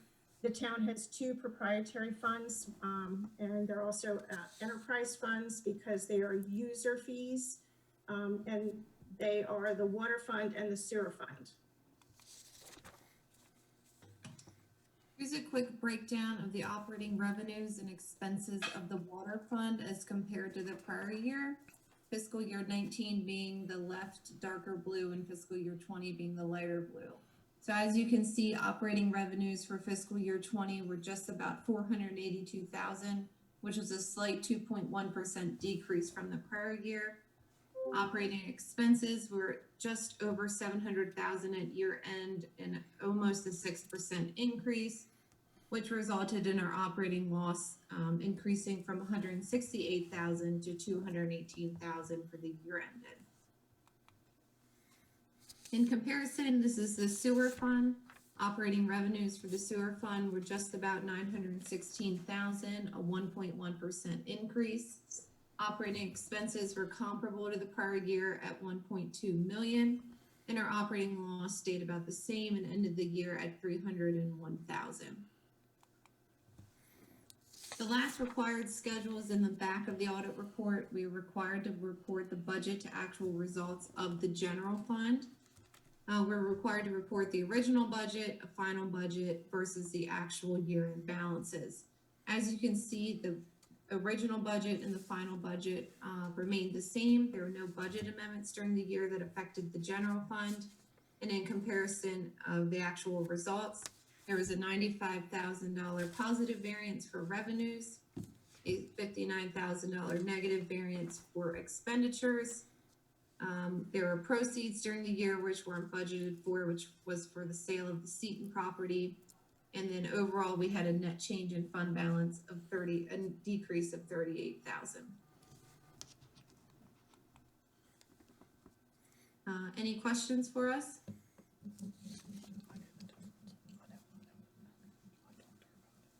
No questions from the board at this time? Okay, please feel free to proceed. Well, that concludes our presentation. I did want to thank the staff for all of their hard work. It was definitely a different audit, an audit during a pandemic. The majority of the work was performed remotely. And I do want to thank all the staff for all of the extra effort, making sure that we got the information that we needed in order to complete the audit. The audit was extended, and the reports were all filed with the state by December 31st this year. I just want to add, this is Cole. I just want to add that I want to thank Ms. Mills and Ms. Blanken's staff for all their hard work and working with us to work around all the difficulties of having the office closed at different times and just getting the audit completed by year end. Thank you, Cole. Thank you. Okay, so one last opportunity for questions from the board. It doesn't appear as if we have any. I don't hear any. So we will move forward. Do we need to, Ms. Willits, I'm sorry, we don't need to accept this as presented, I don't believe. I think it's just a presentation. Is that correct? You're correct. Okay, all right. So now we move to Ms. Mills and Ms. Blickenstaff. Thank you so kindly for your work. We now turn to our second agenda item that relates to the fiscal year 20 budget transfers to the capital fund for consideration. This will be presented by staff. Correct. So each year, once the audit is completed, staff and the mayor make a presentation related to the additional revenues that are left over in excess from the fiscal year 20 budget. So upon completion of the fiscal year 20 audit, the town of Emmitsburg had additional revenues over expenses in the general fund in the amount of $180,174. These additional funds are now available for allocation within the fiscal year 21 General and Capital Projects Fund. It's recommended by the mayor and town staff that of the $180,174, $174,357 be transferred to the following capital fund categories. And you'll have all of them listed there. I don't know if you want me to go over them line by line or give you the justification for the numbers. Commissioner O'Donnell, how would you like me to present it? I think there's value if we would just go one by one. The other piece is I would advise the board, if this is a new process, it's not often that we see what one might argue is excess funds. I don't want to use the term surplus. I don't think that's quite the fit. But these are funds from the prior budget that were not spent, and these would be staff's recommendations where to apply them in this year's budget. Now, I often suspect there's wiggle room, so if someone wants to see funds put towards something, this would be a time to discuss it. But first, it would be appropriate to hear staff's suggestions. And if anybody has a specific item they want to hear more about, I guess just weigh in. But Ms. Willits, I would suggest if you could just go line by line and Okay. Just go that way. I don't mean to burden you, but I think this is the best way. No, that's fine. So the recommendations are they're all Fund 2. So in Department 10, Legislative General, excuse me, would be to transfer $5,500. There's currently a negative balance in that line item. And then the additional amount would be for to upgrade the camera system in the meeting room, as some of these cameras have aged out and we're experiencing some problems with them. And now that we've taken care of the sound and everything else, the cameras would be the last step. In Department 12, 400, planning for stormwater management, $50,000 to put towards our MS4 restoration projects that are required. Department 12, planning general, it'd be $25,000 to put towards an impact fee study. Department 30, streets and vehicles, transfer $5,000 to fill the gap from the initial budget that we passed the board passed in July. We did not put the full amount into streets and vehicles. That's to make up the difference. Streets parking enforcement, $2,000. Staff needs to purchase some additional meter housings and meter adapters for our parking meters. The remaining items are going to be in Department 60, which are your parks and recreations. $11,000 for the pool. We had a shortfall from the bathhouse, as well as staff would like to purchase pool chairs, tables, and umbrellas for the pool, for the grand opening for the pool, Memorial Day weekend. For the ball fields, it'd be $2,000. It's the grant match for the new bleachers that are going to be put in. Apparently I think they're back ordered. Then for equipment, $8,600 is for a camera system similar to what we have in Community Park. $34,000 in park rec equipment upgrades. $4,000 of that would go towards the tennis court resurfacing, and the remaining $30,000 would go for a new swing set in Memorial Park. Tear down and replace the swings at the park next to the ball field, as well as reinstalling the rock wall, or moving the rock wall that used to be in Community Park over to Memorial Park. $1,000 towards the dog park, just for some needed park maintenance and equipment purchases. $1,512 for Rainbow Lake. That's just to bring the negative balance to zero. $5,000 for the town match and reserve. We are at a shortfall for our match for the bandstand and the mini pavilions. And then $23,745 in Parks and Rec general, and $2,000 for the disc golf. $2,745 is the negative balance, and then $19,000 is for the dead ash tree removal from around the disc golf course, as well as some that are close to the walking trail. In addition to Fund 2, it's recommended by the mayor and town staff that $5,817 be transferred to the general fund category in Department 22, 6100 999, public safety general COVID-19 related expenses, as the grant funding has run out and the town is in need of purchasing additional supplies. And that's our recommendation for fund transfers. Thank you. Do we have any questions from the board related to where the funds are being assigned, or are there other suggestions from the board related to where they might see the funds also assigned?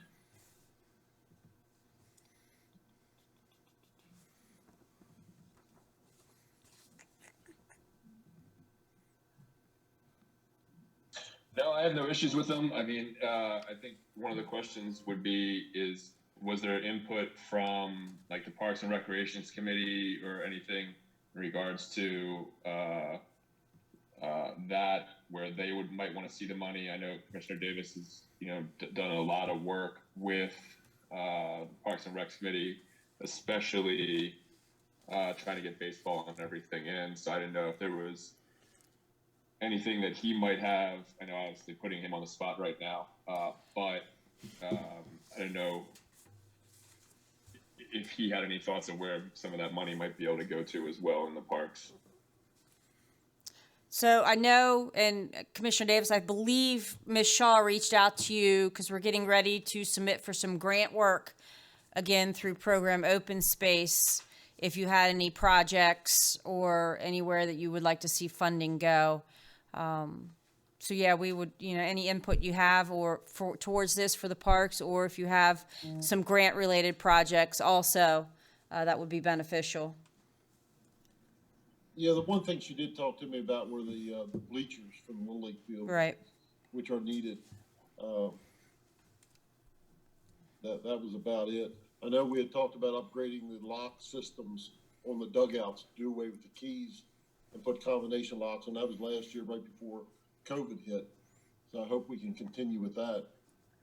Okay. Like I said, we really haven't been able to have any Parks and Recs meetings to, really discuss this with the park committee.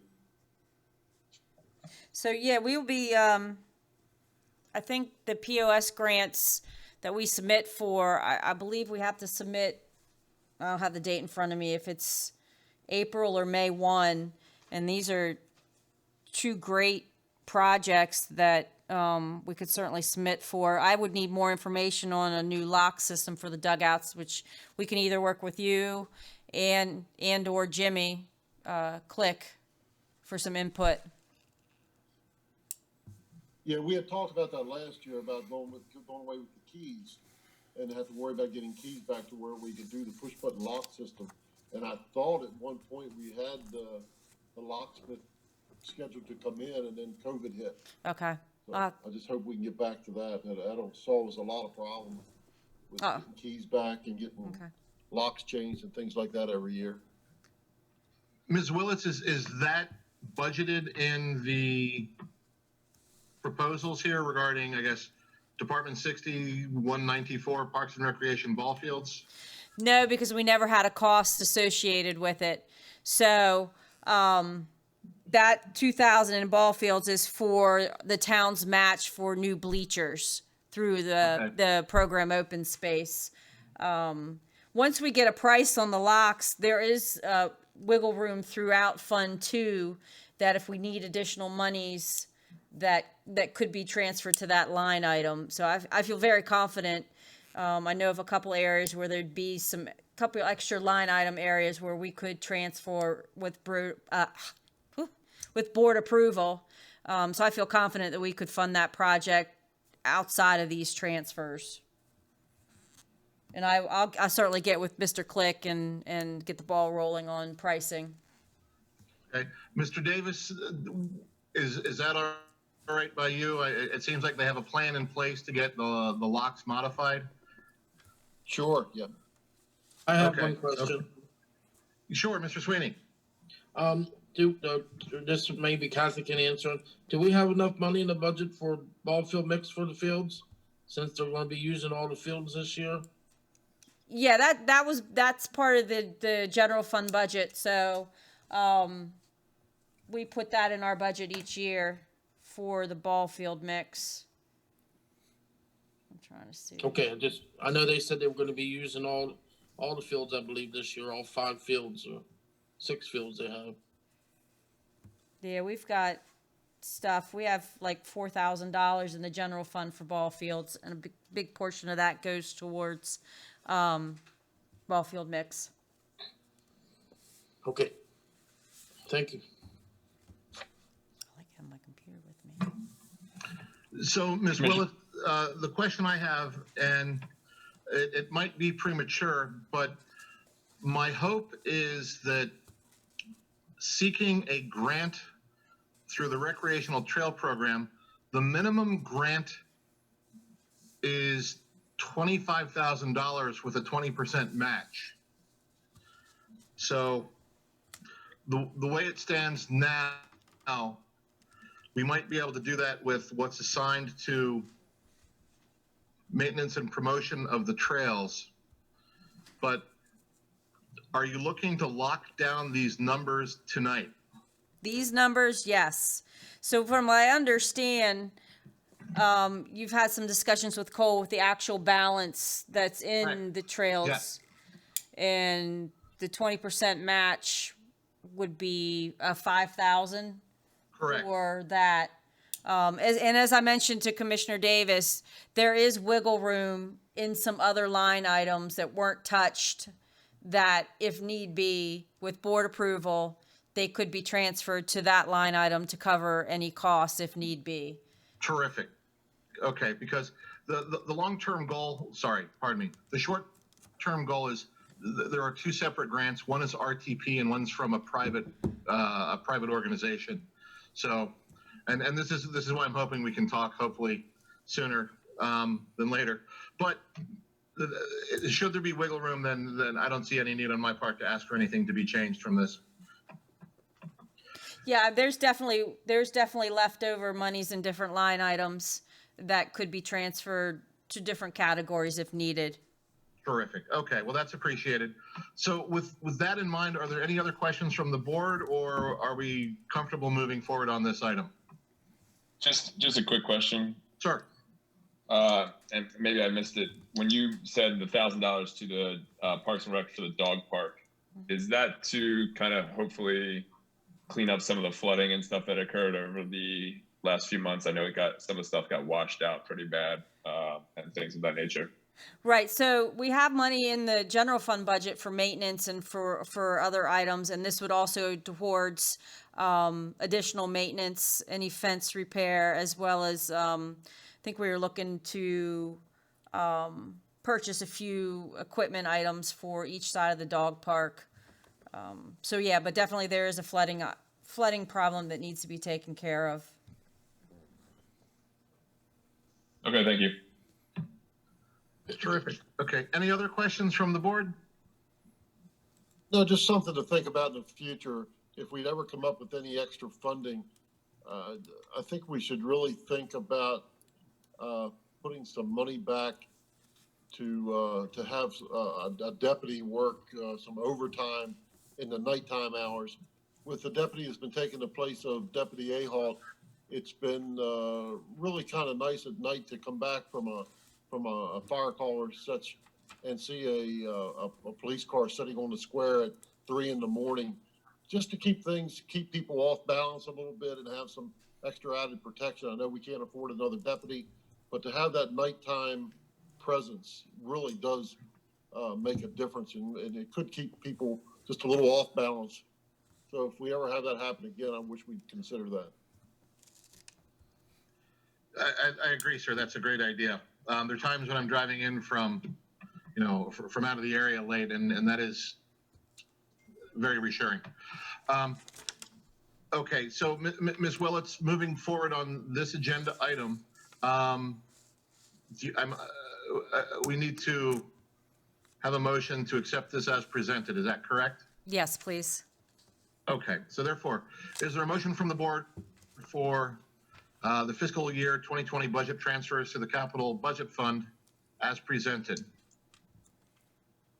I make a motion for the fiscal year 2021 budget transfers as suggested.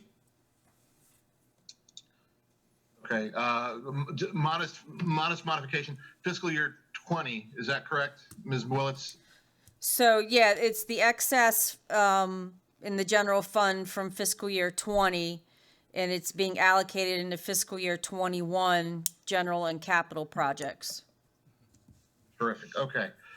Is there a second for the motion as made? I'll second that. Thank you, sir. Motion's been made by Commissioner Burns. It's been seconded by Commissioner Ritz. Is there any further discussion? Hearing none, please say aye to accept. Aye. Aye. Aye. Aye. Are there any nays? Sorry. Jumped the gun. My apologies. Are there any nays? Hearing none, the motion passes 5-0. We now turn to agenda item number 3. You good, Cole? The fiscal 2021 budget overview with a presentation by town staff. Good evening, Commissioners. This is Cole. We did a mid-year financial status check-in this past month, and just wanted to go over a few numbers with the Commissioners this evening. We looked at the different funds that we had for the year, and we wanted to take a look at it at mid-year. So we looked at the revenues and expenses for each of the funds and each of the departments as of 12/31/20, halfway through fiscal year 21. In the general fund, we found, the budgeted revenue for the year is a little over $1.8 million, of which we've received about 70% of that so far this year. We've received $1,319,253. We're on schedule to receive our revenue in the general fund, and that consists mostly of the real estate taxes, the local income taxes, and the county tax equity. So as far as revenues for the general fund, we're on schedule to meet budget for this year. When we look at the expenses for the general fund at mid-year, 50% of the expense budget for the year, for the fiscal year, is a little over $935,000, of which actual was $929,000. So we're roughly at 50% of expenses. So we're pretty much right in line with what we thought as far as budgeted expenses for the fiscal year 21. In the water fund, we had revenue budgeted for the entire year, $569,000. So we take a look and see what we expect to get by mid-year, and that would be roughly $284,000 as of December. The actual amount for revenue for the water fund that has come in is $244,000. So we're lower than what we expected at mid-year. For expenses in the water fund, total year budget is $637,000. So half of that would be roughly around $318,000, of which the actual through mid-year was $268,000. So we have 58% remaining in the budget under the water fund. So those are good numbers to report. In the sewer fund, the budgeted revenue for the entire year was a little over $1,079,400. So roughly half of that would be $540,000 at December of last year. Actual amount that has come in for the sewer is $480,000, which is below what we had budgeted. Under expenses, the budget for the entire year was a little over $812,000, of which half of that would be a little bit over $406,000. The actual amount for expenses in the sewer fund was $322,000. So in the water and sewer funds, the expenses have been under budget so far this year, with 58% and 60% of the expenses remaining for the year. But on our revenue side, we're lower than what we expected. And the reason that we're lower than what we expected on the revenue side is some of our bigger organizations here in town have had less usage for the year. I believe because of all the shutdowns of the COVID and a lot of folks working from home now. So that has affected our revenue in a negative fashion. So we'll have to continue to monitor that.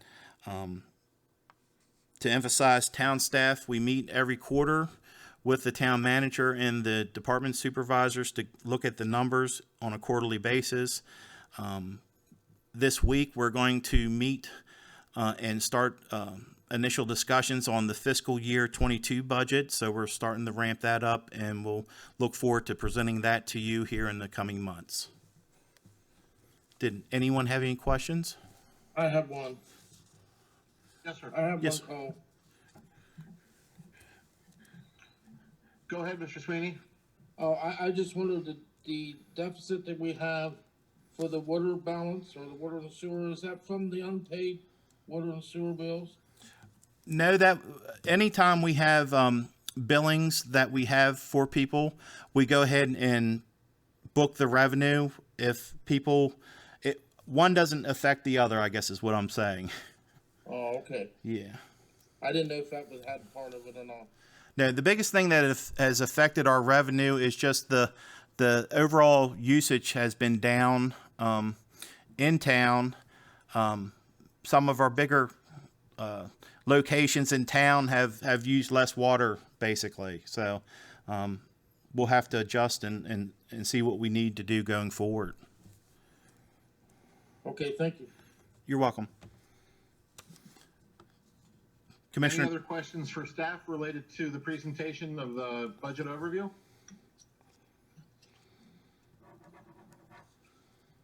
Terrific. Okay. Mr. Tabler, thank you very much. Ms. Willits, this is just a presentation item, correct? So there's no vote related to this? You're correct. Okay, thank you. Just wanted to make sure. All right, so now, and again, Mr. Tabler, thank you so much for the presentation and the updates. You're welcome. We now turn to agenda item number 4, approval of bid to construct 2 small picnic pavilions in the Eugene Myers Community Park for consideration. This is presented by staff. Thank you. So the goal will be to construct one 16 by 20 foot and one 12 by 12 small picnic pavilions. One will be ADA compliant, and the project is to be completed no later than May 15th of 2021. The timeline, the RFP was published January 13th. The bids were due on February 11th. We opened the bids the same day. The RFP was posted on our website, the MML Classified, the Frederick News Post, and we had sent to general contractors that have bid on our past projects. Project funding, the FY21 program open space grant for $30,750. The required town match is the minimum of $10,250. For a total cost of $41,000. The town staff recommends Green Sites LLC for the 2 small picnic pavilions project for $40,507. You'll see below are the listed bids that we received. Green Sites is located in Elk Ridge, Maryland. Their bid for pavilion only is $38,779 for steel. They have proposed constructing 2 connecting sidewalks, ADA compliant sidewalks, with a 25-year warranty.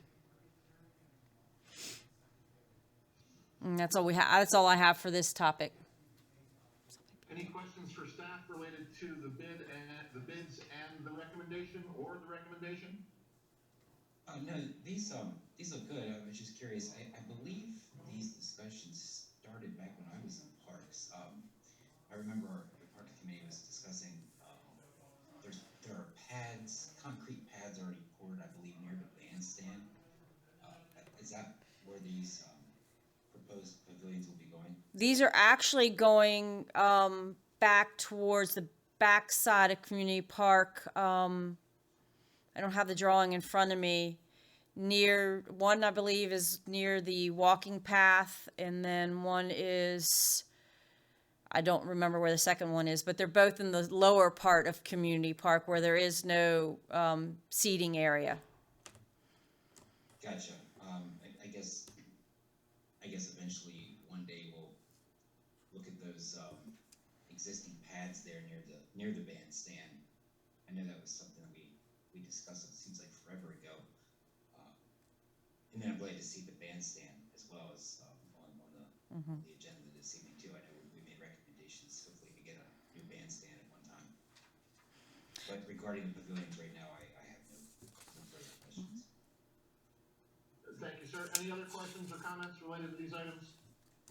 No, just to follow up with Commissioner Ritz, I believe, and Ms. Willis, I don't know if this helps you, is the one pad, I can see the flags where they're mapped out in the square or rectangular pattern is right at the base of the one baseball field. And if you come from the path in the parking lot where it meets at a T, you go left or right around the path. So one of them's going to be right there. That's right. They had it flagged and staked out for the last couple weeks now. Okay, that's right. Yes. So, Mr. Burns, do you feel that these are cited appropriately for the neighborhoods? Yeah, I think there's not an issue as far as Southgate or anything of that nature. I'm not positive where the second one will be. I don't know if Ms. Wells was able to find her map. The first one, I think, is a great location, especially given where the baseball field is and some of the surrounding areas. I do agree with Commissioner Ritz that at some point in time, we might want to look at putting a second one up closer to the north end of the park, near the band shell or closer to the new playground that we just put in, just to provide more seating and some cover for the parents as they watch their children play at that new, very well constructed playground there. Right, so I'm being told the second one is near the old volleyball court, the sand area. The sand court. So up again at the baseball field there on the left-hand side above the parking lot right where the oak tree is. Right. The oak tree, huh? Okay. I've spent some time back there. And just to clarify, the ADA compliant pavilion would have a concrete slab. Would the non-ADA compliant site also have a concrete slab? Yes, they both have concrete slabs. Great. Okay, that's terrific, because that's, I mean, the ADA compliance is the grade approach, but also the furniture on site, so that gives us some flexibility down the line. Okay, so that's all I have to add or ask. And anybody else before we move to vote? No? Okay. So, is there a motion to accept the recommendation from town staff related to construct 2 small picnic pavilions in the Eugene Myers Community Park? And awarding the contract to Green Sites LLC for $40,507. Thank you. Okay. So with that, is our language appropriate? I make a motion to approve the bid to construct the 2 small picnic pavilions at Eugene Myers Community Park for Green Sites LLC for the 2 small picnic pavilions project for $40,507. Good. Is there a second for Mr. Burns' motion?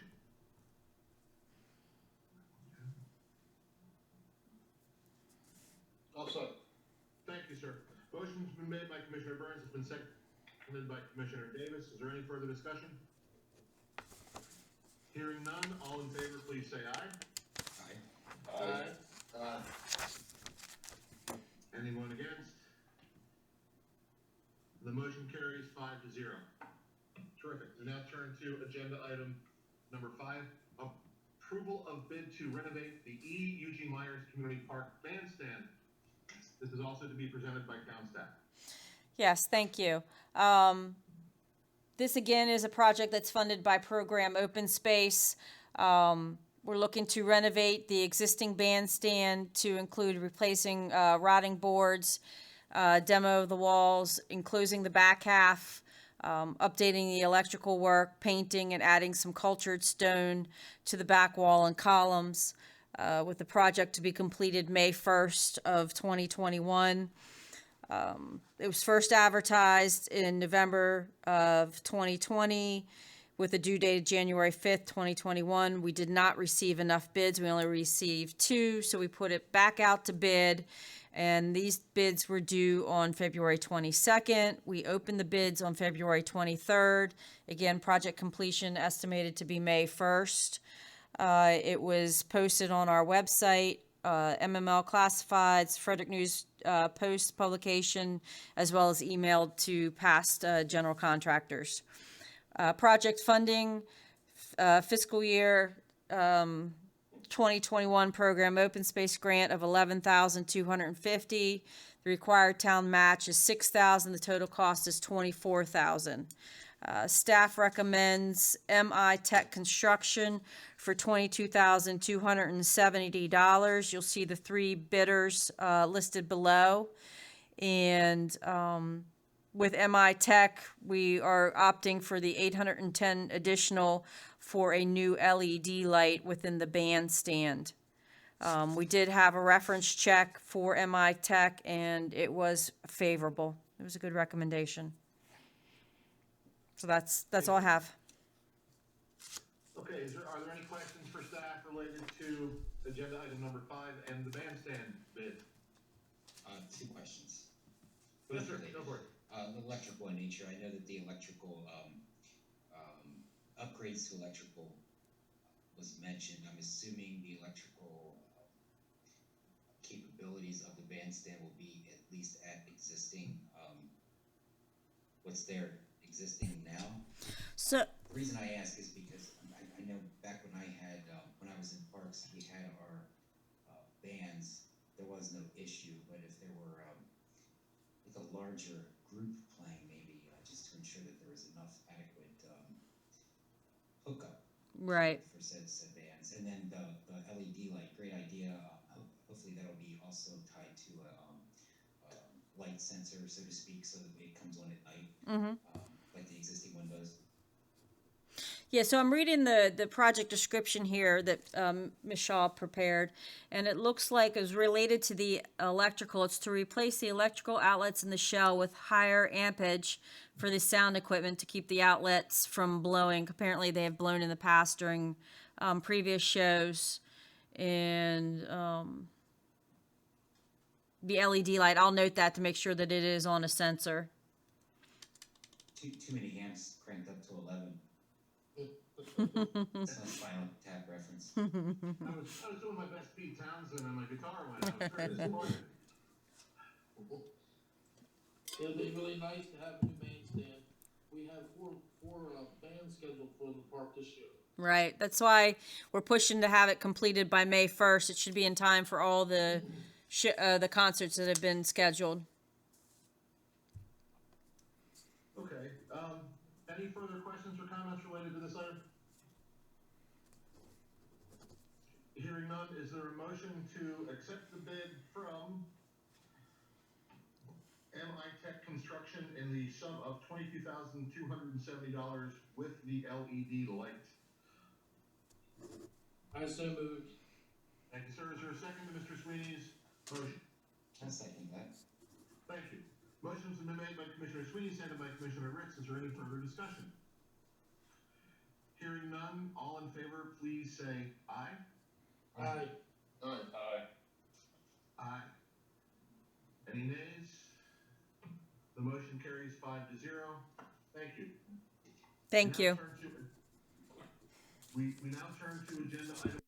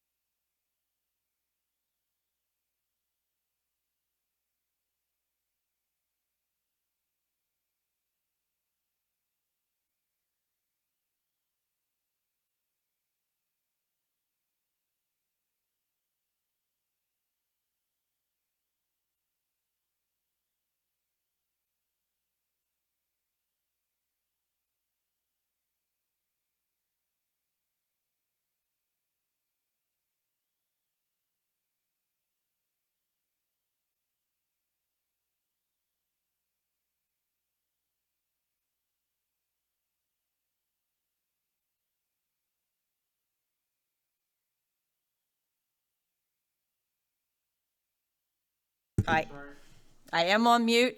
I have actually two sets of agenda that I would request. I would request two meetings in April, April 5th as well as April 19th. Partly due to the canceled meeting in February. We are behind on several agenda items, and then the additional requests from tonight's meeting, as well as the need for the initial presentation of the FY 2022 budget. So starting with the April 5th meeting, for admin, I have proclamation declaring April 2021 as Child Abuse Prevention Month. For the regular agenda then, I will have the approval of the North Seaton Avenue Green Street conceptual plan for consideration. I have the second item, hold public hearing and approval of ordinance 21-03 for consideration. Just as Zach discussed, that an ordinance would change the zoning classification of 16707 and 16715 Creamery Road from agricultural to institutional. Next item would be approval of ordinance 21-02, vendor license updates for consideration. What number am I on? 4. For consideration, approval of R&K engineering contract for the water clarifier. Number 5, approval of ordinance 21-04, update to town code chapters 12.08 and 12.10 for consideration. And then number 6 would be approval of policy 20-01, hunting and recreational use at Rainbow Lake and Emmitsburg watershed for consideration.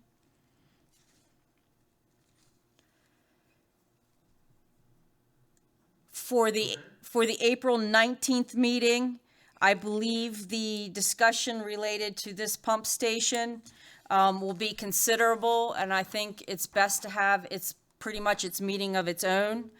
So my recommendation for April 19th would be, number 1, would be the initial presentation of the fiscal year 2022 budget. As you know, that's typically just hand the budget out and some key highlights, and then we'll dig into it in May.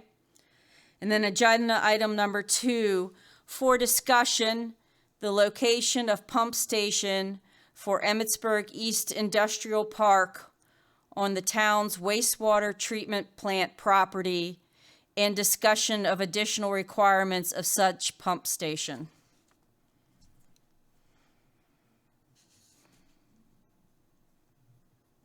Okay. And that's all I would have for the 19th. All right. I'd like to back up for a moment to the agenda for April 5th. For item number 5, you presented ordinance 21-04. Mm-hmm. And could you provide comment as to what that relates to? That ordinance piece. Zach, is that your sidewalks? Yes, that's correct. That's the sidewalk section. Okay. So it's related to sidewalks. Terrific. Okay. Thank you. Okay. So, moving to the board, let's look at April 5th first. Is there any discussion or questions or concerns for staff related to what was presented for the April 5th agenda? I just have a minor question. Sure, go ahead. Thank you for asking the last one. I was going to ask the same question regarding agenda number 5, what 2104 specifically was. This might be, maybe is for Zach. Tomorrow, maybe I'll give you a call. As you know, we discussed this evening, I've been chatting with some neighbors regarding the North Seaton Avenue Green Street conceptual plan. I have that file electronically. It's a very large file. It's like 40 some megs. So it's a big file to email. I know I have hard copies at the office. Is there a way to get like a printout, even if it's more of an overview type document, just so I can like share it for people that may have questions?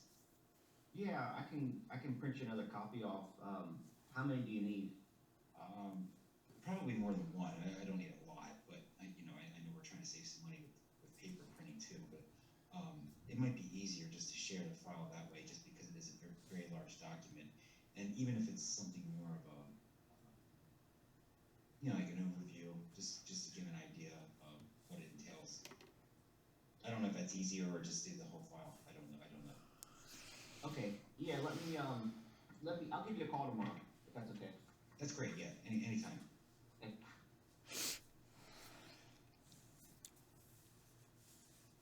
Okay, thank you, sir.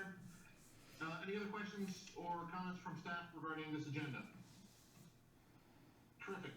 Hearing none, is there a motion to accept the April 5th agenda, April 5th, 2021 agenda as presented? I'll make a motion to accept the April 5th, 2021 agenda as presented. Terrific, thank you, sir. Is there a second for that motion? I'll second it. Thank you. Motion's been made by Commissioner Ritz, seconded by Commissioner Burns. Is there any further discussion? I guess real quick, I guess bring it up Yes, now. sir. Yes, By sir. not discussing the industrial park issue at that meeting, is that holding up the progress of that development out there, or the possible development of that, property out there? Because I know it has something to do with bringing a new business in. When I asked that earlier of the attorney, I asked about, is there any urgency for the meeting to occur? And he had said no, but I was trying to be time sensitive to them. So if there was, any financing or whatever discussions on their end that they had to address, that we would meet that. So I don't think that there's an urgency. I know they want to move as quickly as possible, of course, but I didn't see anything imminent there.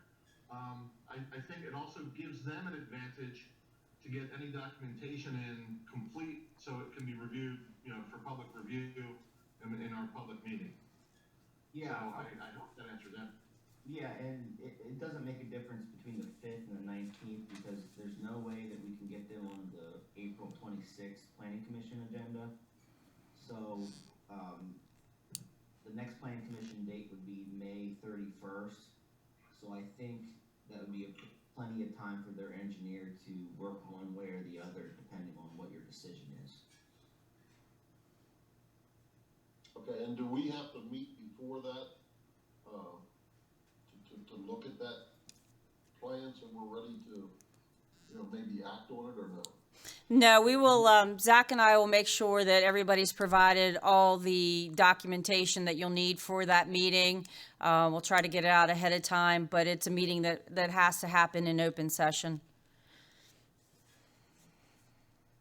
Okay, thanks. Mr. Davis, did that answer all the questions that you had, sir? Yeah, I just don't want us holding up the possibility of bringing new businesses to town, that's all. As long as we're good with that, I'm good.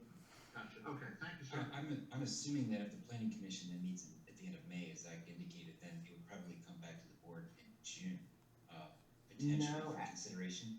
No, actually, so basically at the meeting on the 19th, we're just asking for a thumbs up or thumbs down, so their engineer can then go back and, do the proper designs. It's just gonna be like the Rudders, if you guys approve it, it's just gonna be like the Rudder situation where they came back many, many months later, and we had to approve the, basically it's a MDE document that states the town will accept the pump station or not. So, if the town goes that route, we'll come back at some point when they get us that documentation. Exactly. I mean, the MDE has the ultimate say in it, and as it stands right now, I think they've provided some documentation, but not the complete documentation that we need as far as staff and engineering to review, and so that we can give it full time and attention to it and devote an entire meeting to them. I think we'd be doing them a disservice to try to cram it in with 6 other agenda items, and I don't know anybody wants to be here till midnight, 1 o'clock, reviewing such technical documentation. I think it's best for all parties to do it as one agenda item at a meeting. Where Yeah, it gives them 2-week turnaround time to, we need 30 days in order to review items. So, I mean, it gives them about 2 weeks to turn around. So, and after discussions with their engineer, they basically have all the designs ready. It's just they're waiting for an up or down from the board. That's not true. Okay, any other questions regarding this item as we have the motion made and seconded? Any further discussion related to this? Okay, so we'll call to vote. All in favor of accepting the agenda as presented, please say aye. Aye. Aye. Aye. Aye. Okay, Mr. Sweeney, did you say aye? I'm sorry. Yes, I did. I said aye. Okay, thank you. Sorry about that. All right, motion carries 5-0. We turn now to the April 19th, 2021 agenda as presented. Is there a motion to accept that agenda as presented? I so move. Thank you, sir. Is there a second? A second. Thank you, sir. Motion's been made by Commissioner Sweeney and seconded by Commissioner Ritz. Is there any further discussion on this item? Hearing none, all in favor, please say aye. Aye. Aye. Aye. Aye. Okay, and none against, so the motion also carries 5-0. Thank you, folks. We've now set the agendas for both meetings for April 5th and April 19th. Terrific. Staff, any other further items before we move to close? No, I don't. Terrific. Board, any more comments before we move to close? No? Mr. Mayor, anything? We're good. We're good. Thank you. Okay, thank you, sir. All right, so is there a motion to close the meeting? Please. I make a motion to close the meeting. Thank you, sir. Is there a second?